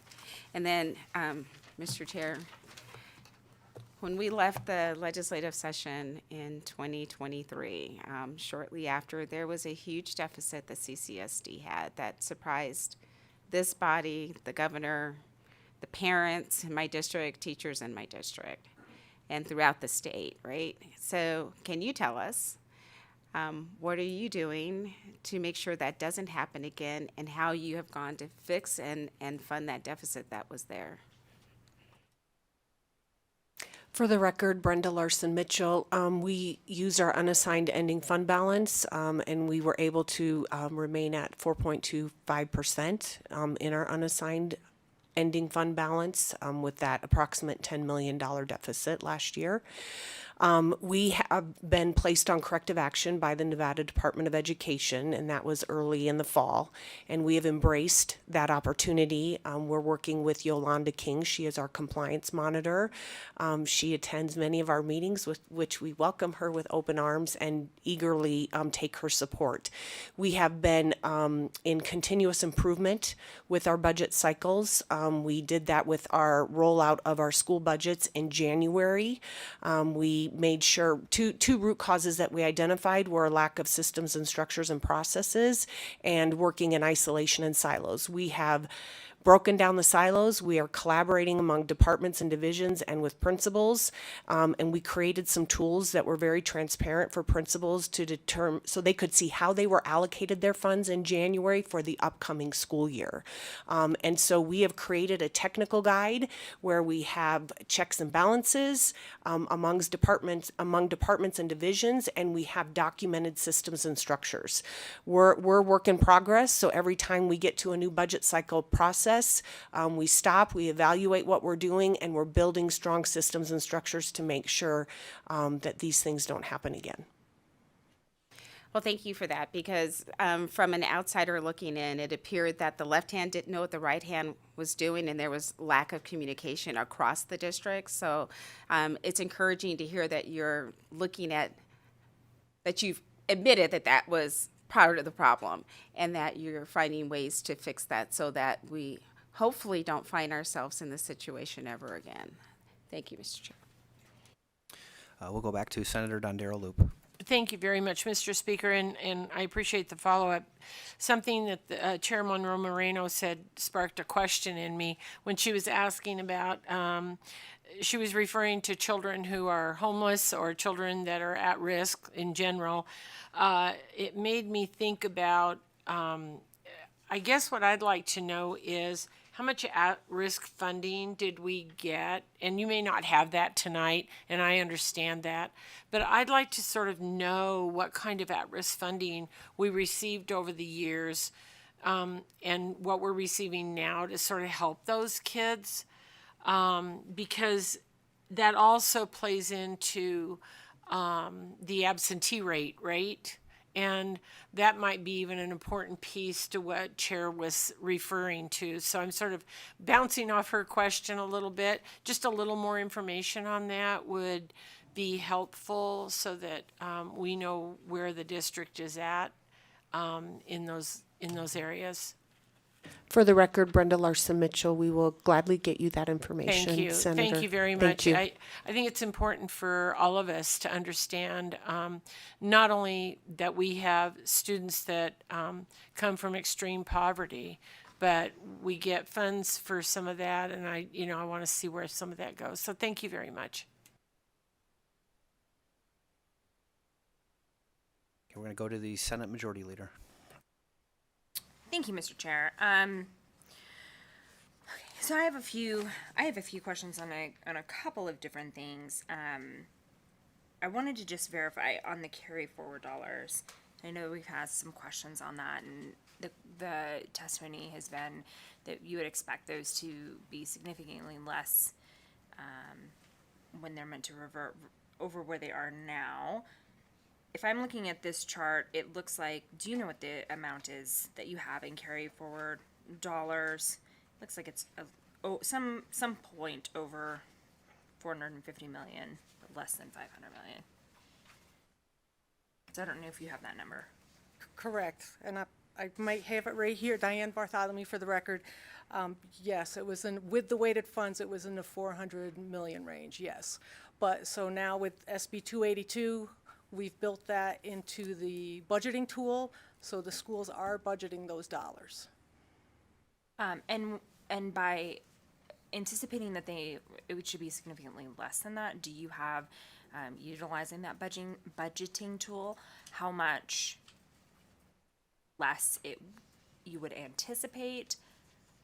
Like, do you have any idea of what about that number would be? So Diane Bartholomew for the record. So as you know, so for 2025, when we close out the cycle, so we'll know probably towards the middle to the end of summer before the new fall cycle opens that we will have a carry forward dollar amount. Okay, so I think that's it on the carry forward dollars. I'm not gonna go too much further down there. So I wanted to, I guess, sort of point to, I know we're very focused on the achievement pieces, and I think that that's an important metric, obviously for students, obviously for parents, and for the community and the state as a whole. I think one of the things, and why I have to commend the speaker on pulling together this subcommittee, is so that we can have some of these reviews to talk to you about what student outcomes look like, what is contributing to those. I know we've talked a little bit, there was some mention from interim superintendent Larson Mitchell about the sort of the COVID effect and how that may impact probably different, I would imagine, and you can let me know if this is maybe not factoring into that answer, different groups of students where they were when COVID hit may have a different or more disparate impact on their achievement, especially if we're now looking at 2025. Those students are either that are at the point of graduating this year, were either just coming into high school or spent their first year of high school or so in sort of that COVID pandemic era, And I don't know if you've seen disparate effects on students who were hit at a different point in time with respect to COVID. I would imagine that, but that might not be playing into some of the data. I don't know if you can speak to any of that. Senator Dustin Mansell, for the record, we've definitely seen some schools rebound much faster than others, particularly in some of our urban ring areas. We've also noticed that more parent involvement or family involvement within a child's education, those students may have kept up during the pandemic.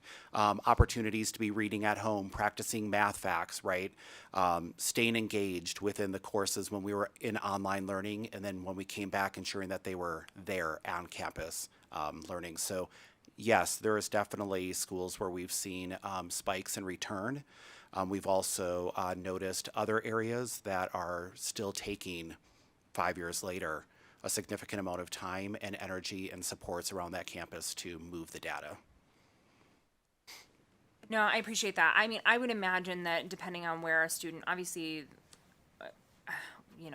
so much of how a student is able to perform in an educational setting is grounded in what sort of supports they have at home. And where it is they have those community supports around them, which is why I think there's always such a good conversation around what else we are doing in the schools, why it's important to have social workers, why it's important to have counselors, why it's important to partner with organizations that are providing some of those other supports to students who might not otherwise have it. But I just think it would be fascinating to see when COVID hit, at what point a child was in their educational journey, how that may be. I would imagine that you're probably seeing that there are more difficult hurdles for students if, for example, not that it was ideal to spend your senior year in a COVID pandemic, but I would imagine there's probably less likelihood of, when you're talking about achievement data, that impact being quite as significant on a student that is maybe transitioning from middle school to high school, or is in the early years of high school. And so I don't know. That was just something that I was thinking of as I was looking at some of these graphs, and then with the response that COVID is still playing an active part, right, in what you're seeing in student achievement. I think the other piece, Clark County is obviously a very large school district, largest in the state. A significant amount of funding went to the school district. But that money is we are just in the session after that funding was approved. So this is sort of the first biennium that we've even seen a lot of those funds deployed. I would imagine, and especially with Clark County, in as much as it affects teachers and support staff, it took a while to get to the point of being able to even have you all come to us at IFC to ask for 231 funds and then be able to bring those teachers and support staff on. I don't know if you have any thoughts on the fact that money, that significant increase in funding from last biennium, I would imagine it's still sort of working its way into outcomes. For the record, Brenda Larson Mitchell, we know that the investment in our staff and our educators, licensed professionals, support professionals, all of our educators working alongside our kids is vital, right? It's about the people. It's about the people. And so we are seeing benefits in recruitment and retention. I mean, we are clearly seeing that. It is going to take some time to see leaps in our student outcomes. No, I appreciate that, and that's why I made earlier mention my thanks to the speaker for pulling together this subcommittee, because I do think when we talk about increased funding and the accountability that comes along with that, we also have to take into account that you cannot put money into an education system and overnight expect to see those results. You have to invest in those programs, you have to invest in the people in the classroom, and then you have to allow those children the time to learn and to perform, and so that we can see that on the back end. And so I think that that's a fair recognition point, that it will take time, and especially for school districts that are much larger. I would not expect to come back a couple months after a legislative session or after you've been able to implement funding, and to see maybe some of the improvement that we hope to see in the years going forward. And I'm glad you talked about retention, because I have just a couple questions on retention, if that's okay, Mr. Chair. Thank you. I know you mentioned in your slide on page.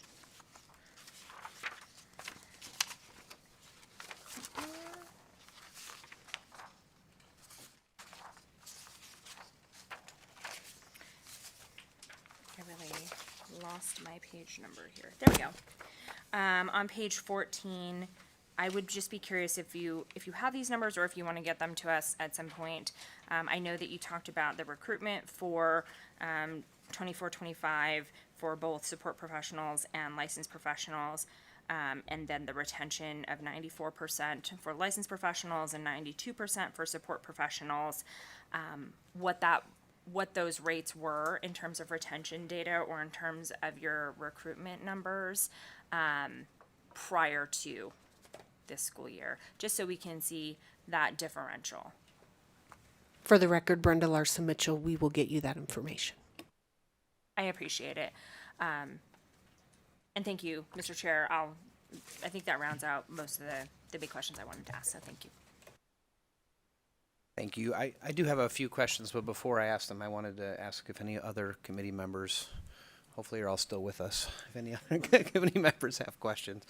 Okay, I just have a few, and I think a couple of them will be easy ones, but I did want to ask the differential pay that you talked about, the differentiated pay. It was $5,000 for licensed professionals, $4,250 for support professionals, and I understand that that was something that was negotiated in terms of how the SB 231 monies would be distributed. But as a result of that, sort of targeted differential pay, did you see harder to fill positions being filled? And could you just talk a little bit about whether you believe the use of this money in that way was effective in getting qualified educators and support professionals into those classrooms that have historically been hard to fill? For the record, Brenda Larson Mitchell, when we look at our data for 24-25, licensed professionals in our Title I schools, we hired 1,814. When we look at special education, 24-25, we hired 485. Thank you. So I guess just as a follow-up, you would consider that to be successful in terms of how that money was deployed? Thank you, Assembly Member. Very successful. Thank you. Okay, great. Thank you. And then we heard earlier, I think Senator Dondero Loop had asked the Carson City School District about the phone issue. And have you guys done anything on phones? I remember reading something, but also it's just ask the question. Have you done anything? You thinking about doing anything in that regard? Thank you for the question, Brenda Larson Mitchell. For the record, first, starting with this school year, we implemented signal blocking the cell phone pouches. So we implemented that in all of our secondary schools, middle school and high school. It was optional in elementary school, and we are seeing less distractions with the cell phone pouches. Great, thank you. I think we're going to order some cell phone pouches for us in this building. Take a motion on that right away. Yeah, and so the last question I have, and there's a little bit of a statement here, but I think we can leave for another day, the debate about whether what's happening at the federal level with education, if that's a good thing or a bad thing, but it is a thing that's happening. And, so when I think about education systems today, obviously we live in a very different world than when many of us went to school. It's a complex world.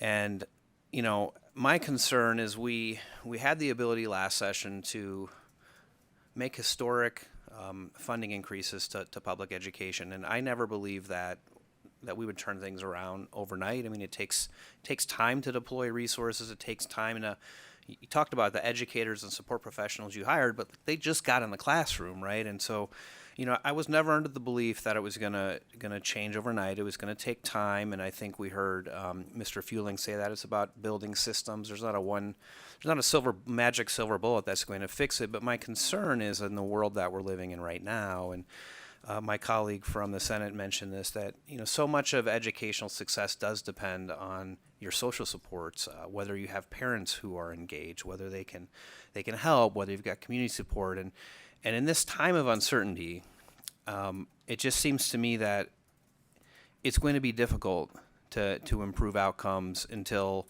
I guess, the world settles somewhere. It's very uncertain right now. And so my question really to you is, you're in the schools every day, you're in the district. Like, what are you seeing out there in terms of students, either students who are not coming to school? I had the pleasure of, for Latino Lobby Day and AAPI Lobby Day, meeting with some teachers. And the thing that I heard over and over and over again was that they have students who are afraid to come to school for various reasons. Are you seeing that happen real time? And can you just talk a little bit about, in your view, how this sort of uncertainty in the world and lack of social supports might impact what we expect to be going forward? I'm not asking you to make excuses, but I think we need to be realistic about the moment that we're in right now and what we should realistically expect to see in the next few years until we can figure out where we want to go as a country. Thank you for the question. For the record, Brenda Larson Mitchell. We serve all students. We serve all students, and we have to do our best every single day to make sure that we are meeting the needs of all of our students. And at this time with, the uncertainties and things that we're struggling with, families are struggling with, our community, we have to make sure that we are very sensitive to the needs of our students and making sure that we affirm with them that we are providing safe, positive learning environments for them, and that we welcome all of them, and that we look at the amazing assets that they bring to the Clark County School District. I mean, we have students that speak over 130 different languages, right? The diversity of our district is our greatest asset. So we have to be, our educators are doing an amazing job. Our administrators, licensed professionals, our support professionals in greeting our students every single day and making sure that they are loved for, they are cared for, and that they have positive, safe learning environments. And also providing the tools and the resources and the communication that our administrators need to make sure that they can do the things that they need to in their buildings. We serve all kids.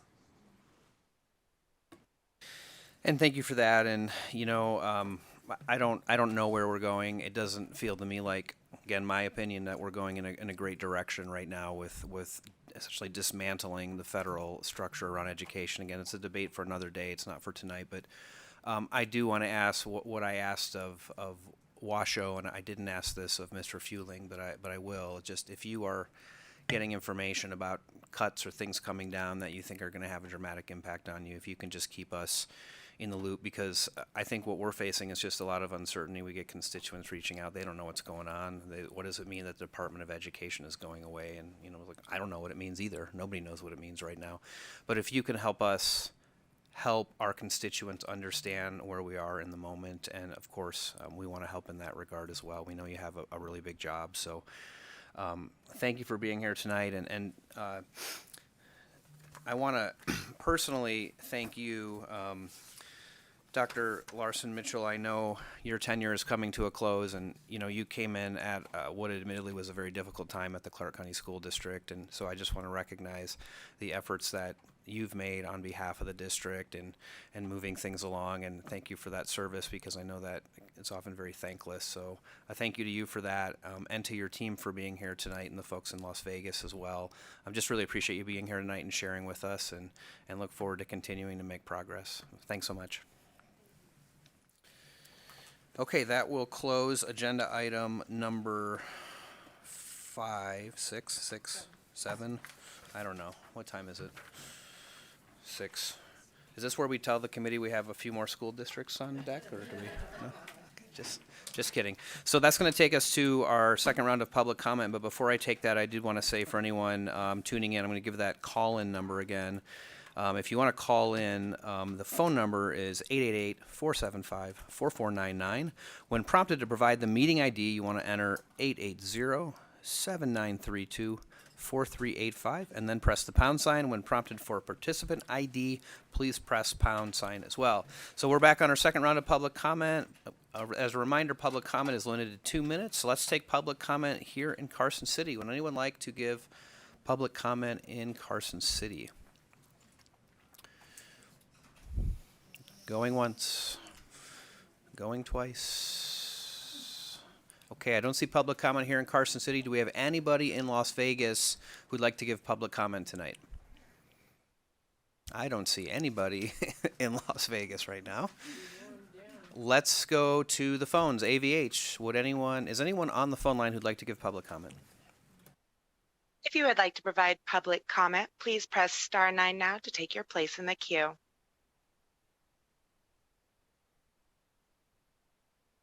Chair, there are no callers wishing to provide public comment at this time. Well, I promised you all we'd be done by 9 o'clock. And if I talk long enough, we might get the over on that. But thank you, committee members. Thank you to staff for making this happen tonight. I appreciate you all being here. We'll see many of you bright and early tomorrow morning. With that, this meeting is adjourned.